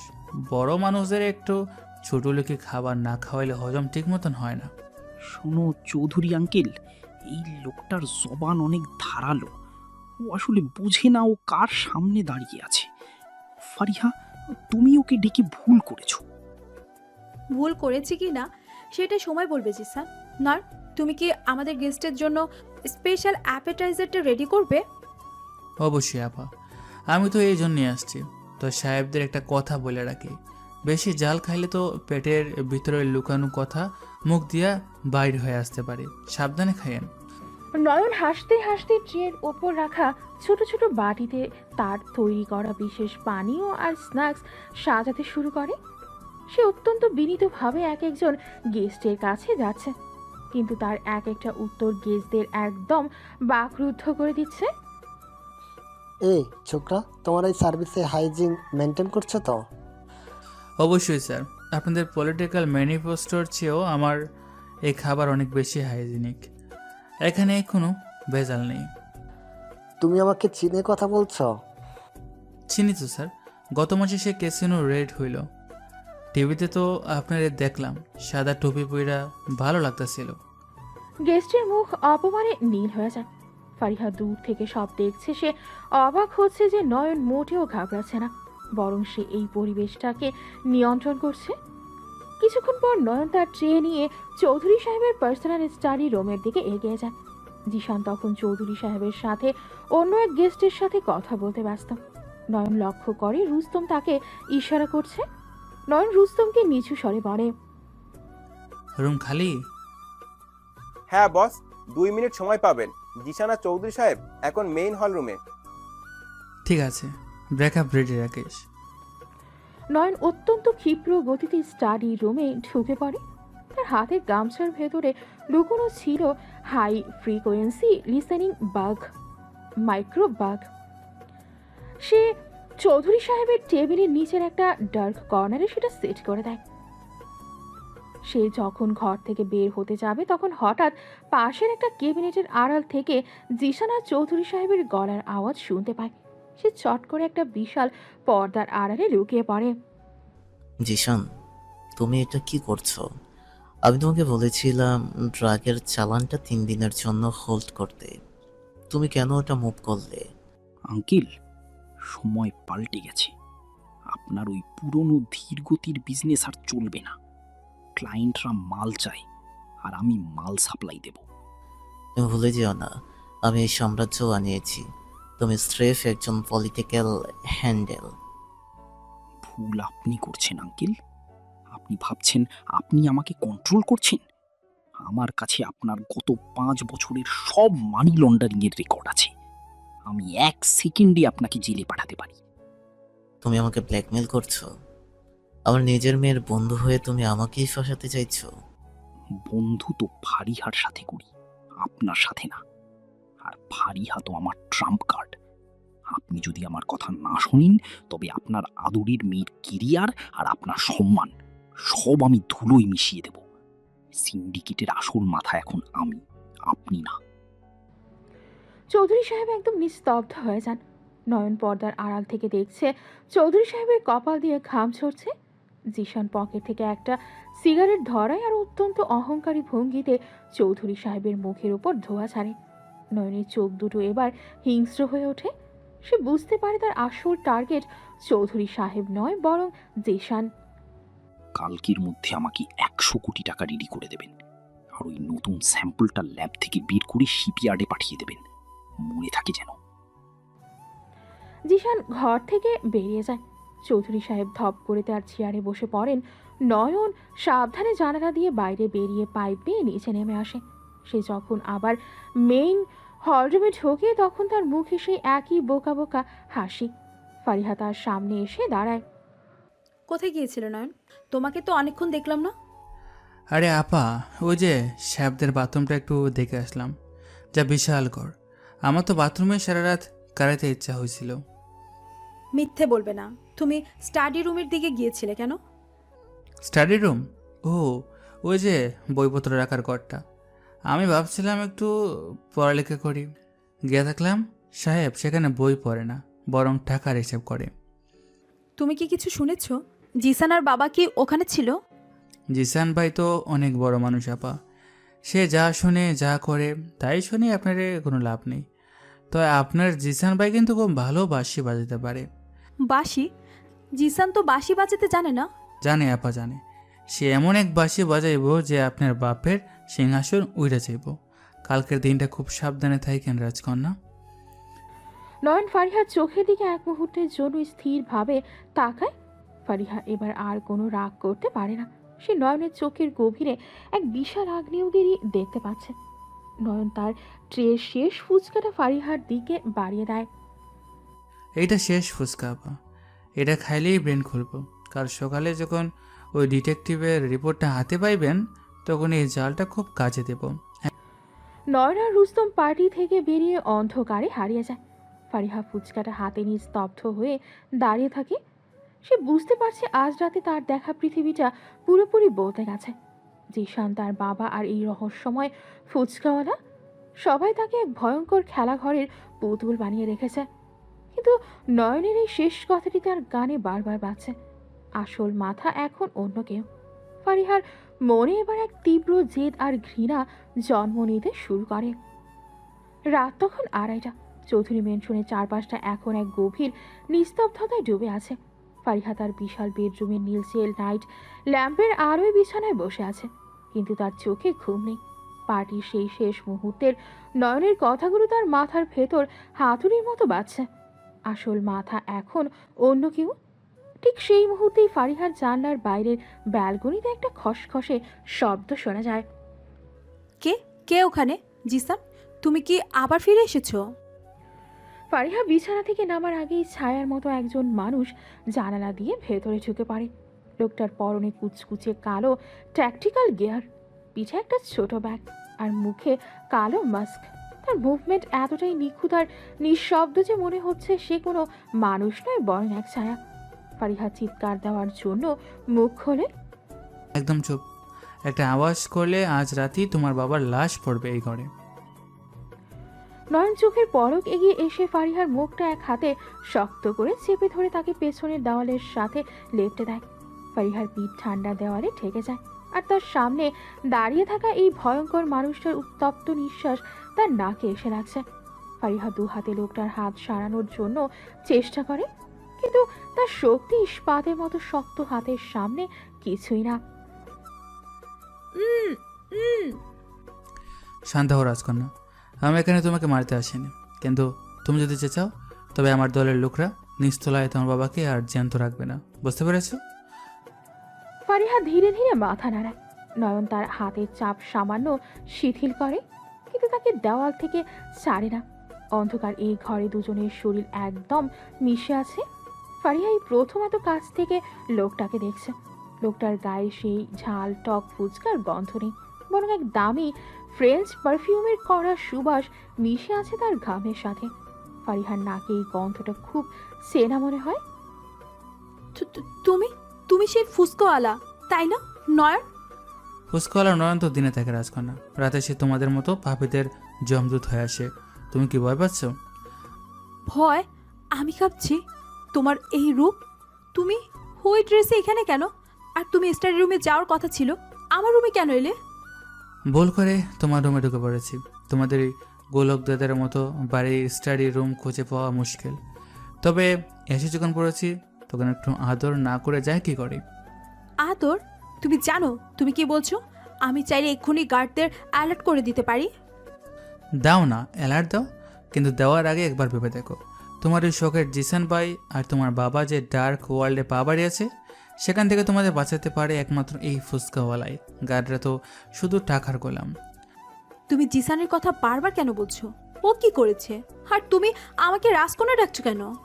কারণ তুমি একটা মিথ্যা সোনার কাছে বড় হওয়া রাজকন্যা। তোমার চারপাশের মানুষগুলো পচে গেছে বাড়ি। হ্যাঁ, তোমার বাবা এখন জিসানের হাতের পুতুল, আর জিসান হলো এই শহরের সবচেয়ে বড় ড্রাগ ডিলার। মিথ্যা, তুমি সব মিথ্যা বলছো। জিসান এমন কিছুই করতে পারে না, ও আমাকে ভালোবাসে। ভালোবাসে? ভালোবাসাকে ব্ল্যাকমেল করে হয়? তোমার বাবাকে সে যে অবস্থানে ফেলেছে সেটা জানলে তুমি আজ রাতেই বিষ খেয়ে মরতে চাইবে। আমি শুধু সেই ফাইলগুলো নিতে এসেছিলাম যা দিয়ে জিসানকে শেষ করা যায়। নয়নের গলার স্বর এখন আর সেই বড়ি শাড়িও টোনে নেই। তার কথা বলার প্রতিটা শব্দে এক মার্জিত কিন্তু ভয়ঙ্কর কাঠিন্য ফুটে উঠেছে। ফারিহা খেয়াল করে নয়নের ট্যাকটিক্যাল জ্যাকেটের নিচে তার বুকের পেশিগুলো পাথরের মতো শক্ত। নয়ন ফারিহার গলার কাছে তার মুখ নিয়ে আসে। ফারিহা এক অজানা শিহরণে চোখ বন্ধ করে ফেলে। নয়ন, তুমি এতটা নিষ্ঠুর কেন? তোমার চোখে কাল যে মায়া দেখেছিলাম, আজ সেখানে শুধু আগুন দেখছি। মায়া দিয়ে দুনিয়া চলে না পারিয়া। এই শহরে টিকে থাকতে হলে আগুনের দরকার হয়। আর তুমি তুমি তো আগুনের উপর বসে আছো, জানো না কত পুড়ে ছাই হয়ে যাবে। তাহলে বাঁচাও আমাকে। তুমি যদি সত্যি আমাকে প্রোটেক্ট করতে চাও, তবে এমন রহস্য কেন করছো? কেন দিনের বেলা ফুচকা বিক্রি করো আর রাতে এইভাবে ঘরে ঢুকো? কারণ দিনের আলোতে তোমাদের মতো দামি মানুষের আসল চেহারা দেখা যায় না। রাতের এই অন্ধকারে সবাই নিজের আসল রূপ বের হয়। যেমন এই যে তুমি, এখন তো আর আমার ওপর ঘৃণা দেখাচ্ছ না, এখন তো আমাকে জড়িয়ে ধরতে ইচ্ছা করছে, তাই না? আমি তোমাকে ঘৃণা করি, কিন্তু কেন জানি না তোমার এই ভয়ঙ্কর রূপটা আমাকে পাগল করে দিচ্ছে। তুমি একটা দানব নয়ন। দানব তো বটেই, আর দানবের প্রেমও খুব ভয়ঙ্কর হয় রাজকন্যা। তুমি কি সেই প্রেমের স্বাদ নিতে পারবে? নয়ন তার বাম হাত দিয়ে ফারিহার চিবুকটা উঁচিয়ে ধরে। ফারিহার চোখের পাতা কাঁপছে। নয়নের ঠোঁট ফারিহার কানের লতি স্পর্শ করে। ফারিহা এক আদিম আকর্ষণে নয়নের শার্টের কলারটা খামছে ধরে। তার মনে হচ্ছে সে কোনো এক নিষিদ্ধ স্বপ্নের মধ্যে ঢুকে পড়েছে। তুমি আমাকে কি এখন মেরে ফেলবে, নাকি আমার বাবার মতো আমাকেও ব্ল্যাকমেল করবে? তোমাকে মারার জন্য আমার একটা চোখের পলকে যথেষ্ট, কিন্তু আমি চাই তুমি দেখো, নিজের চোখে দেখো তোমার কাছের মানুষগুলো কত নিয়েছে।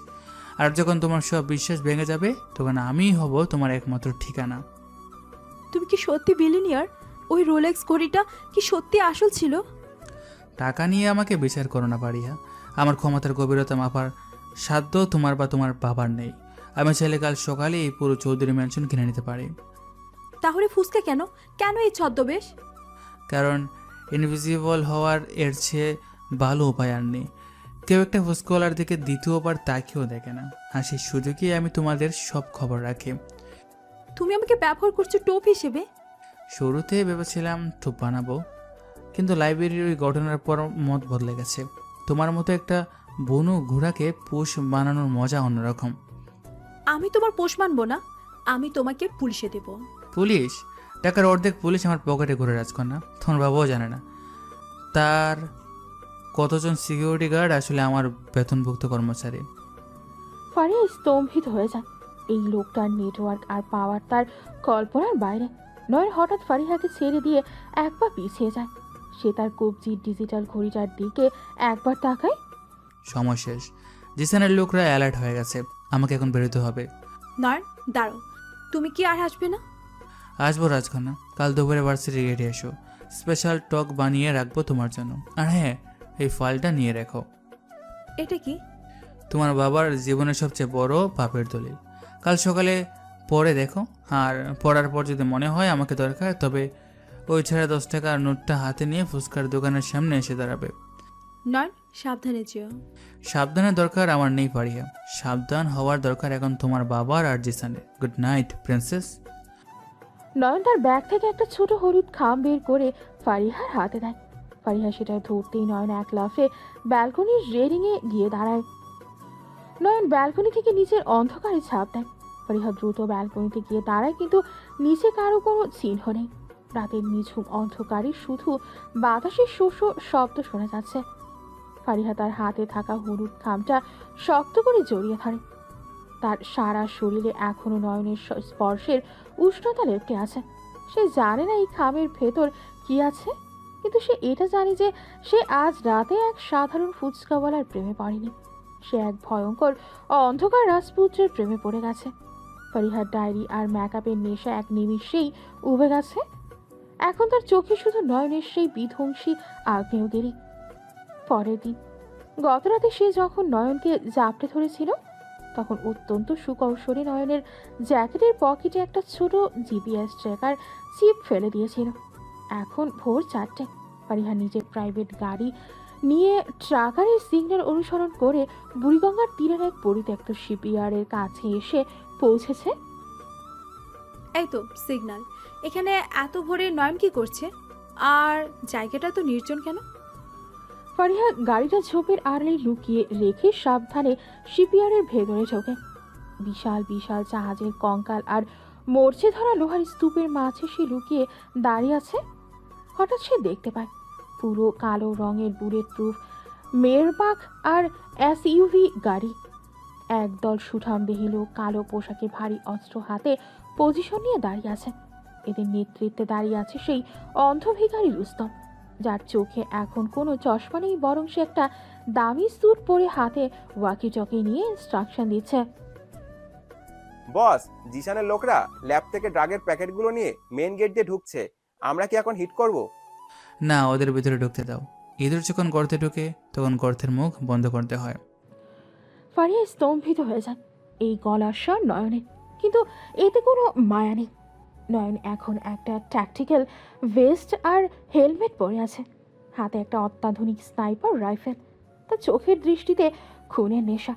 জিশান তার জন্য 50-এর সশস্ত্র লোক নিয়ে শিপইয়ার্ডের মাঝখানে একটা কন্টেনারের সামনে এসে দাঁড়ায়।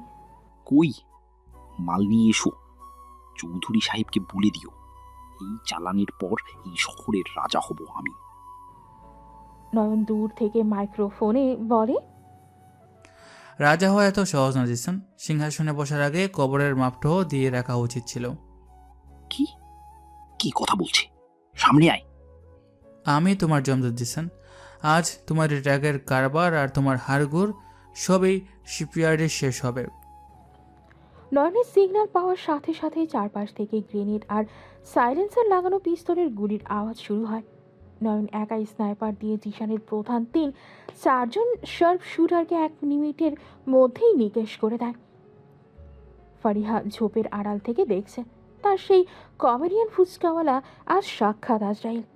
নয়নের মুভমেন্ট এতটাই দ্রুত যে জিশানের লোকরা বুঝতেই পারছে না গুলি কোথা থেকে আসছে। সবাই পজিশন নাও, ওই ফুচকাওয়ালাটাকে খুঁজে বের করো। কি আজ আমি জ্যান্ত পুড়িয়ে মারব। খুঁজতে হবে না জিসান, আমি তোমার পেছনেই আছি। নয়ন কন্টেইনারের ওপর থেকে নিচে ঝাঁপিয়ে পড়ে। তার হাতে এখন 2টো কমব্যাট নাইফ। জিশানের লোকেরা তাকে ঘিরে ধরলেও নয়ন যেন বাঘের মতো তাদের ওপর ঝাঁপিয়ে পড়ে। হিউম্যান অ্যানাটমি নয়নের নখদর্পণে।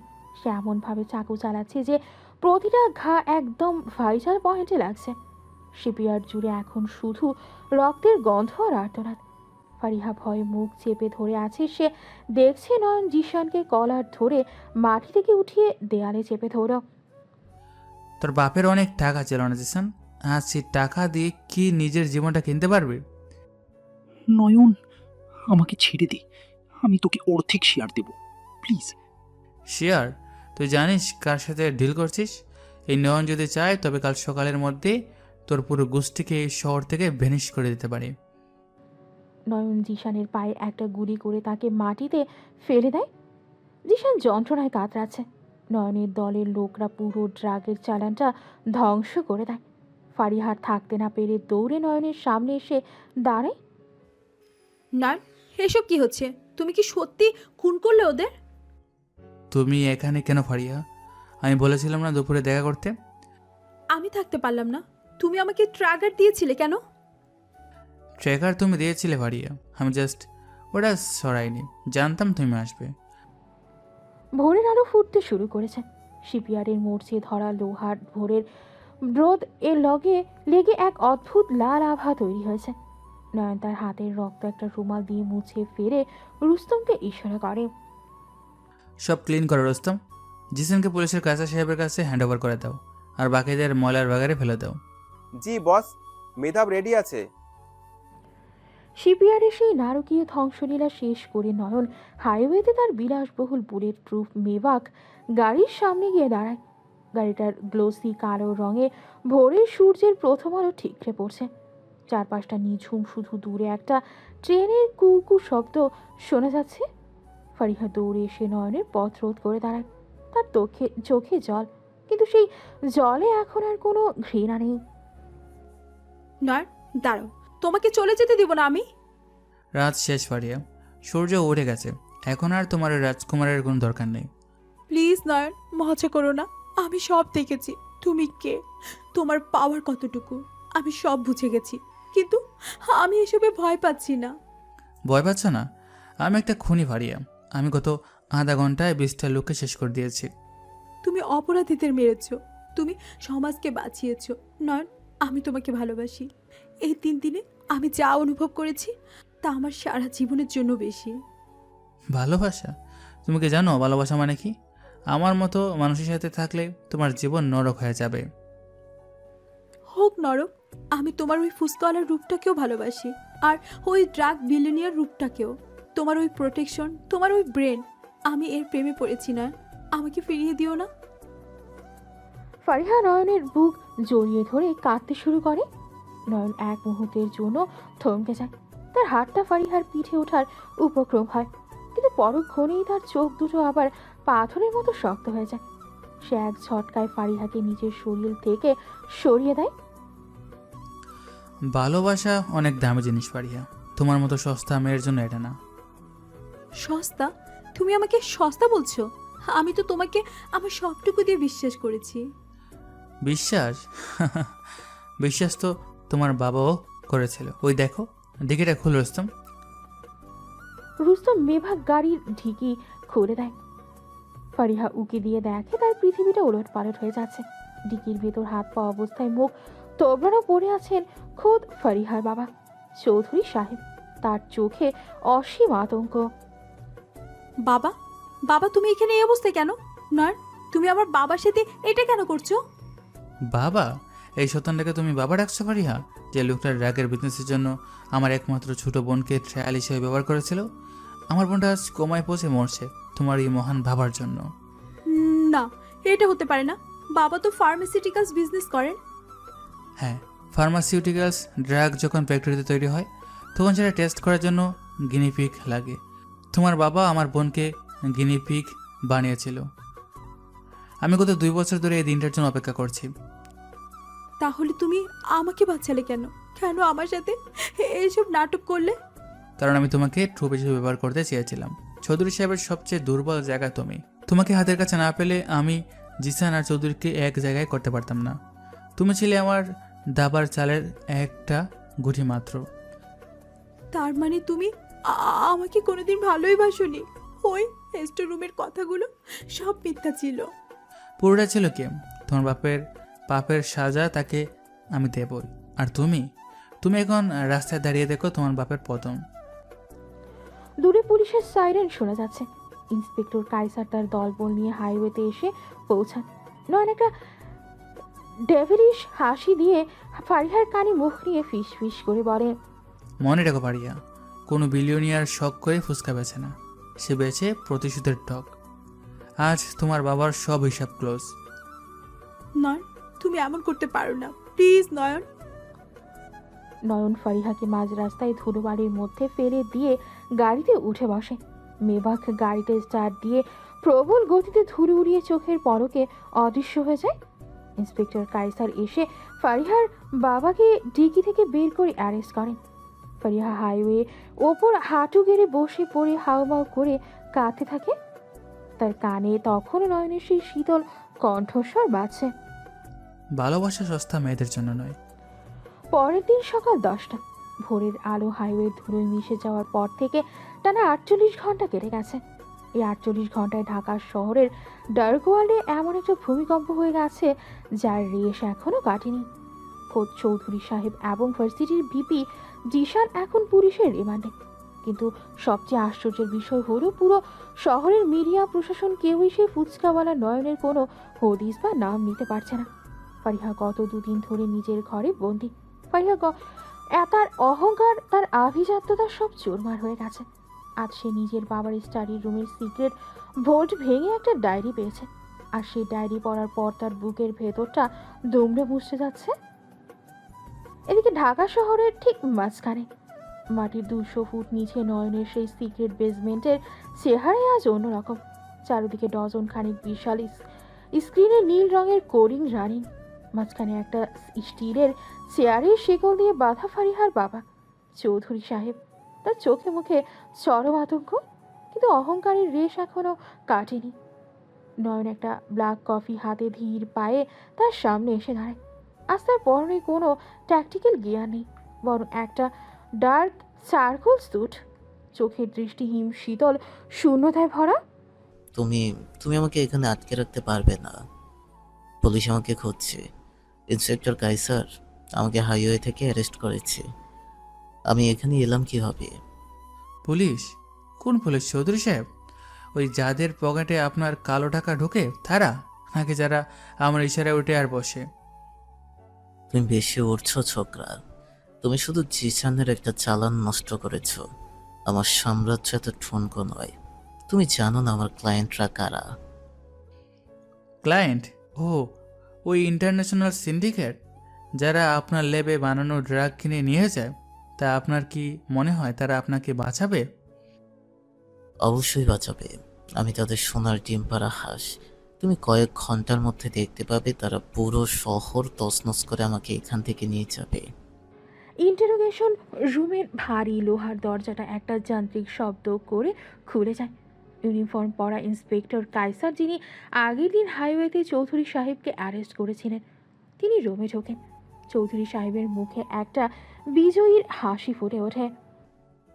কাইসার সাহেব, দ্যাটস গড, আপনি এসেছেন। জলদি এই লোকটাকে অ্যারেস্ট করুন। ও আমাকে কিডন্যাপ করেছে। আমি আপনাকে ডাবল টাকা দেব। কিন্তু কায়সার চৌধুরী সাহেবের দিকে ফিরেও তাকালেন না। তিনি সোজা গিয়ে নয়নের সামনে দাঁড়িয়ে সেলুট করেন এবং পকেট থেকে একটা চকচকে পেন ড্রাইভ বের করে নয়নের হাতে দেন। বস, চৌধুরী সুইস ব্যাংকের সব হিডেন অ্যাকাউন্ট এবং ড্রাগ ফ্যাক্টরির ব্লু প্রিন্ট সবই ড্রাইভের ভিতরে আছে। রুস্তম সব ডিক্রিপ্ট করে ফেলেছে। হোয়াট? কাইসার, তুমি এই ফুচকাওয়ালার বস বলছো? তুমি কি পাগল হয়ে গেছো? পাগল তো আপনি হয়েছিলেন চৌধুরী সাহেব, ক্ষমতার লোভে।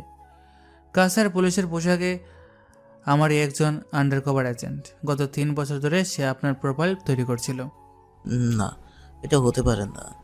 তোমরা আমার টাকা তোমরা ছুতেও পারবে না। আপনার টাকা?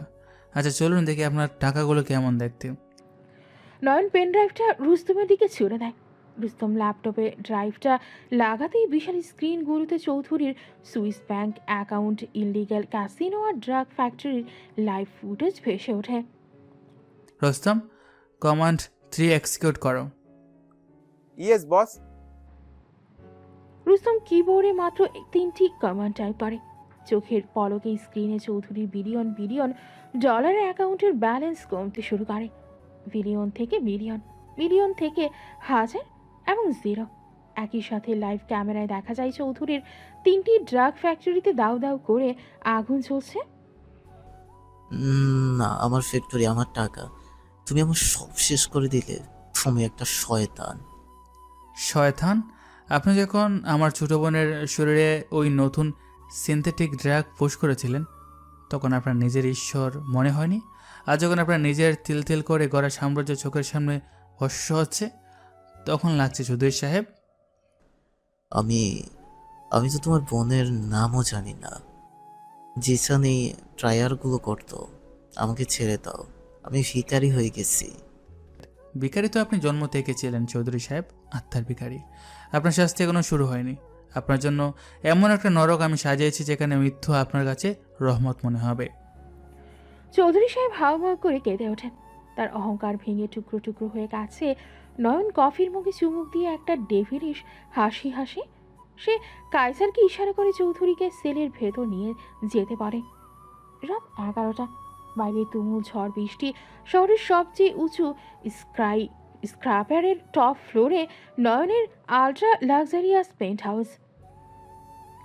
পুরো ঘরটা স্মার্ট প্লাস দিয়ে ঘেরা। বৃষ্টির ছোঁয়ায় ছাদ গ্লাসে আষ্টে পড়ছে। নয়ন শার্টলেট অবস্থায় কাচের দেওয়ালের সামনে দাঁড়িয়ে বাইরের শহরের দিকে তাকিয়ে আছে।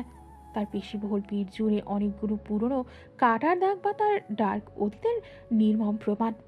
পেন্ট হাউসের সিকিউরিটি সিস্টেম আজ ইচ্ছে করেই লুজ করে রাখা হয়েছে। হঠাৎ লিফটের দরজা খুলে যায়। ফারিহা পুরোপুরি ভিজে চুপচুপ হয়ে ভেতরে ঢোকে। তার হাতে সেই ডায়েরিটা। নয়ন, ফারিহার গলা কাঁপছে। নয়ন ধীরে ধীরে ঘুরে দাঁড়ায়। ফারিহার ভেজা চুল থেকে জল গড়িয়ে পড়ছে। তার চোখে কোনো অহংকার নেই, আছে এক তীব্র অপরাধ বোধ আর শূন্যতা। তুমি এখানে কেন রাজকন্যা? তোমার বাবার সাম্রাজ্য তো শেষ, এখন কি আমার কাছে ভিক্ষা চাইতে এসেছো? আমি বাবার ডায়েরি পড়েছি নয়ন, আমি সব জেনেছি। আমার বাবা একটা মনেস্টার। সে জিসানের সাথে মিলে তোমার বোনের উপর। আমি বিশ্বাস করতে পারছি না আমার শরীরের রক্তটা এত নোংরা। রক্ত কখনো নোংরা হয় না মারিয়া, নোংরা হয় মানুষের লোভ। তোমার বাবা তার সাজা পাচ্ছে, কিন্তু তুমি আমার কাছে কি চাও?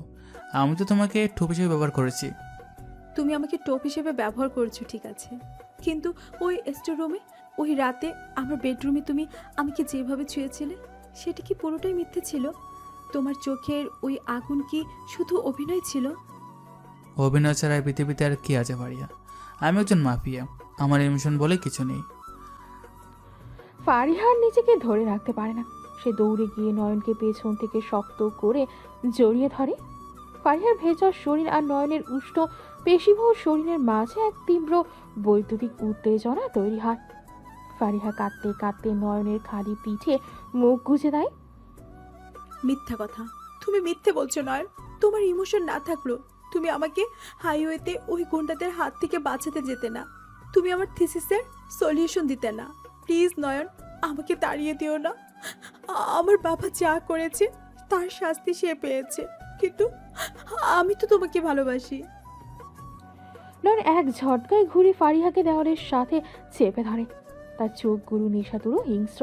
সে ফারিহার ভেজা ঘাড়ের কাছে মুখ নিয়ে তীব্র নিঃশ্বাস ফেলে। ফারিহা ভয়ে কাঁপে না, বরং এক বন্য আকর্ষণে নয়নের দিকে তাকিয়ে থাকে। আমার মতো দানবের সাথে খেলার পরিণতি অনেক ভয়ঙ্কর হয় রাজকন্যা। তুমি কি জানো তুমি কার আগুনে ঝাঁপ দিচ্ছ? আমি পুরী চাই হতে রাজি আছি, কিন্তু তোমার থেকে দূরে গিয়ে বাঁচতে চাই না। আমি তোমার ওই ফুসকওয়ালার কমিটিকেও চাই, আর তোমার এই ডার্ক রূপটাকেও চাই। ফারিহা হঠাৎ নয়নের ঠোঁটে এক আগ্রাসী চুম্বন করে বসে। নয়নের পাথরের মতো শক্ত আবরণ এই প্রথম ফারিহার পাগলামের কাছে সামান্য ফেটে যায়। সেও ফারিহাকে তীব্রভাবে কাছে টেনে নেয়। দুজনের মাঝে এক বন্য প্যাশনেট এবং ইমোশনাল ধস্তাধস্তি শুরু হয়। বৃষ্টির শব্দের সাথে মিশে যায় ফারিহার দীর্ঘশ্বাস। এই প্রথম নয়ন বুঝতে পারে ফারিহা শুধু একটা টোপ ছিল না, সে তার অন্ধকারের মাঝে এক টুকরো আলো হয়ে ঢুকে পড়েছে। রাত 2টা। ফারিহা যখন পেন্ট হাউসের বিছানায় ক্লান্ত হয়ে ঘুমাচ্ছে, নয়নের সিকিউরড ফোনে একটা রেড অ্যালার্ট বেজে ওঠে। রুস্তমের কল। বস, বিশাল ঝামেলা হয়ে গেছে। সিন্ডিকেটের ইন্টারন্যাশনাল ক্লায়েন্টরা যাদের ড্রাগ সাপ্লাই চৌধুরী দিত, ক্ষিপ্ত হয়ে ভার্সিটি সেই ল্যাব থেকে তৈরি হওয়া একটি লার্জ স্কেল বায়োকেমিক্যাল বোমার অ্যাক্সেস নিয়ে নিয়েছে। তারা ওই পরিত্যক্ত কেমিক্যাল ফ্যাক্টরিতে বোমাটা প্ল্যান করছে। তাদের ডিমান্ড কি? তারা বলেছে আগামী 1 ঘন্টার মধ্যে চৌধুরী সাহেবকে তাদের হাতে তুলে না দিলে তারা পুরো ঢাকা শহর বায়োগ্যাস দিয়ে ব্রেন ডেড করে দেবে। তারা ভুল মানুষের সাথে গেম খেলছে রুস্তম। চপার রেডি কর, আমি আসছি। নয়ন তার এলিট ব্ল্যাক অপস টিম নিয়ে ফ্যাক্টরিতে পৌঁছায়। জায়গাটা চারদিক থেকে ভারী অস্ত্রে সজ্জিত মার্শেনারিদের দ্বারা ঘেরা। এখানে কোনো ডায়লগ নেই, শুধু নিখুঁত অ্যাকশন।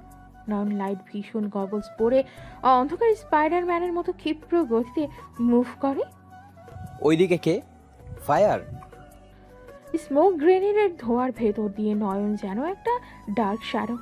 সাইলেন্সার লাগানো ব্লক পিস্তল আর কার্বন ফাইবার নাইফ দিয়ে যে সে একা 20 জন হাইলি ট্রেন্ড মার্সেনারিকে নিঃশব্দে শেষ করে দেয়।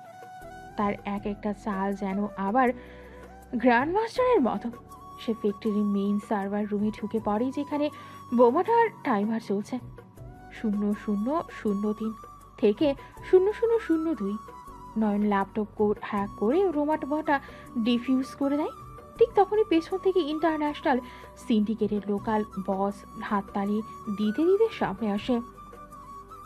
ব্রাভো নয়ন, ব্রাভো! তুমি বোমা ডিফিউজ করে দিয়েছো, কিন্তু বোমা তো একটা ট্র্যাপ ছিল। ট্র্যাপ মানে কি? আসল টার্গেট তো তোমার সেই বোন, যে হাসপাতালে কোমায় আছে। আরে আমাদের লোক এখনোই তার লাইফ সাপোর্ট খুলে দিচ্ছে। তুমি শহর বাঁচালে, কিন্তু নিজের বোনকে বাঁচাতে পারলে না।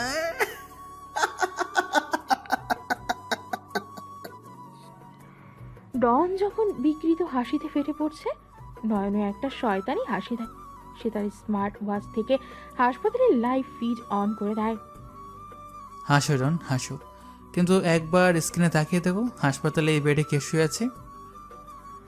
স্ক্রিনে দেখা যায় ডনের লোকেরা হাসপাতালের বেডে থাকা মেয়েটির লাইফ সাপোর্ট খুলে দিয়েছে, কিন্তু হঠাৎ মেয়েটির মুখ থেকে সিলিকনের মাস্ক খসে পড়ে। ডনের চোখ ছানা বড়া হয়ে যায়। What the hell? এটা কে? তোমার বোন কোথায়? তুমি ভেবেছো আমার বোনকে তোমরা ড্রাগ দিয়েছিলে? আমার বোন গত 3 বছর ধরে হার্ভার্ডের সাইবার সিকিউরিটি নিয়ে পড়ছে। সে একদম সুস্থ। তাহলে তাহলে ওই কোমায় থাকা মেয়েটি কে? ওই মেয়েটি হলো চৌধুরী সাহেবের নিজেরই অবৈধ সন্তান, যাকে সে জন্মের পর ডাস্টবিনে ফেলে দিয়েছিল। আমি তাকে খুঁজে বের করি। তার ব্রেন ডেড অবস্থাকে কাজে লাগিয়ে সিলিকন মাস্ক পরিয়ে তোমাদের সিন্ডিকেটকে ধ্বংস করার জন্য এই পুরো মাস্টারমাইন্ড গেমটা আমি নিজেই সাজাই। চৌধুরী নিজের সাম্রাজ্য ধ্বংস করেছে নিজের মেয়ের উপর ড্রাগ টেস্ট করে। এই কল্পনাকৃত টুইস্টে ডনের মানসিক ভারসাম্য নষ্ট হয়ে যায়। সে বসে পড়ে। নয়ন তাকে কাইসারের হাতে তুলে দেয়। পুরো সিন্ডিকেট, চৌধুরী, জিশান সবাই এখন জেলের কারাগারে আর পেছনে। নয়নের 3 বছরের প্রতিশোধের আগুন আজ নিভেছে। এভাবেই 6 মাস পর ভার্সিটির জীবন আবার আগের মতো স্বাভাবিক। ফারিহা তার বাবার সব অবৈধ সম্পত্তি সরকারকে ডোনেট করে দিয়েছে। সে এখন আর সেই অহংকারী রাজকন্যা নেই। ভার্সিটির গেটের ঠিক সেই জায়গাটিতেই যেখানে নয়নের ফুচকার দোকান ছিল, সেখানে ফারিহা একটা ছোট ছিমছাম কফি শপ দিয়েছে। সে সাধারণ জীবন বেছে নিয়েছে। তার চেহারায় এক স্নিগ্ধ মায়া। ভাইয়া, 2টো ক্যাপেচিনো রেডি করো তো। হঠাৎ এমন একটা কালো মেবাক গাড়ি কফি শপের সামনে এসে থামে। চারিদিকে পিনপথ নীরবতা। ছাত্রছাত্রীরা অবাক হয়ে তাকিয়ে আছে। গাড়ি থেকে ইতালিয়ান স্যুট পরা, চোখে রেব্যান গ্লাস লাগানো নয়ন হাসি মুখে নেমে আসে। সে ধীর পায়ে ফারিহার দিকে কফি শপের সামনে এসে দাঁড়ায়। ফারিহার হাত থেকে কফির কাপটা প্রায় পড়ে যাচ্ছিল। তার চোখে জল টলমল করছে। কি ব্যাপার আপা, কবিতে তো চিনি বেশি, হাইজিন একদম নেই। 10 টাকা ফেরত দিন, নইলে কিন্তু এক্ষুনি দোকান বন্ধ করে দেব। নয়ন, তুমি? কেন আপা, ফুসকলা কি কফি খেতে পারে না, নাকি 10 টাকার ছেঁড়া নোটটা এখনো রাইখা দিয়েছেন? ফারিহা নিজেকে ধরে রাখতে পারে না। সে কফি শপের কাউন্টার টপকে এক লাফে নয়নের বুকে ঝাঁপিয়ে পড়ে। নয়ন তাকে শক্ত করে জড়িয়ে ধরে, তার চুলে মুখ গুজে দেয়। কোথায় ছিলে তুমি এতদিন? আমি ভেবেছিলাম তুমি আর আসবে না। আসবো না কেন রাজকন্যা, ফুচকার টক তো শেষ হয়েছিল। এখন ভাবলাম তোমার হাতের কফির মিষ্টিটা খাইয়ে দেখি। পেছনে মেভাগ গাড়ির ড্রাইভিং সিটে বসে থাকা রুস্তম, যে এখন আর অন্ধ ভিখারি নয়, চিফ সিকিউরিটি, মুচকি হেসে তার কালো চশমাটা ঠিক করে নেয়। রিকশার টুংটাং শব্দ আর ভার্সিটির আড্ডার মাঝে ফারিহা আর নয়ন একে অপরের মাঝে হারিয়ে যায়। যে ফুচকাওয়ালা একদিন ভার্সিটির গেটে অপমানিত হয়েছিল, আজ সে শুধু এই শহরেরই নয়, ফারিহার হৃদয়েরও একচ্ছত্র অধিপতি। সমাপ্ত।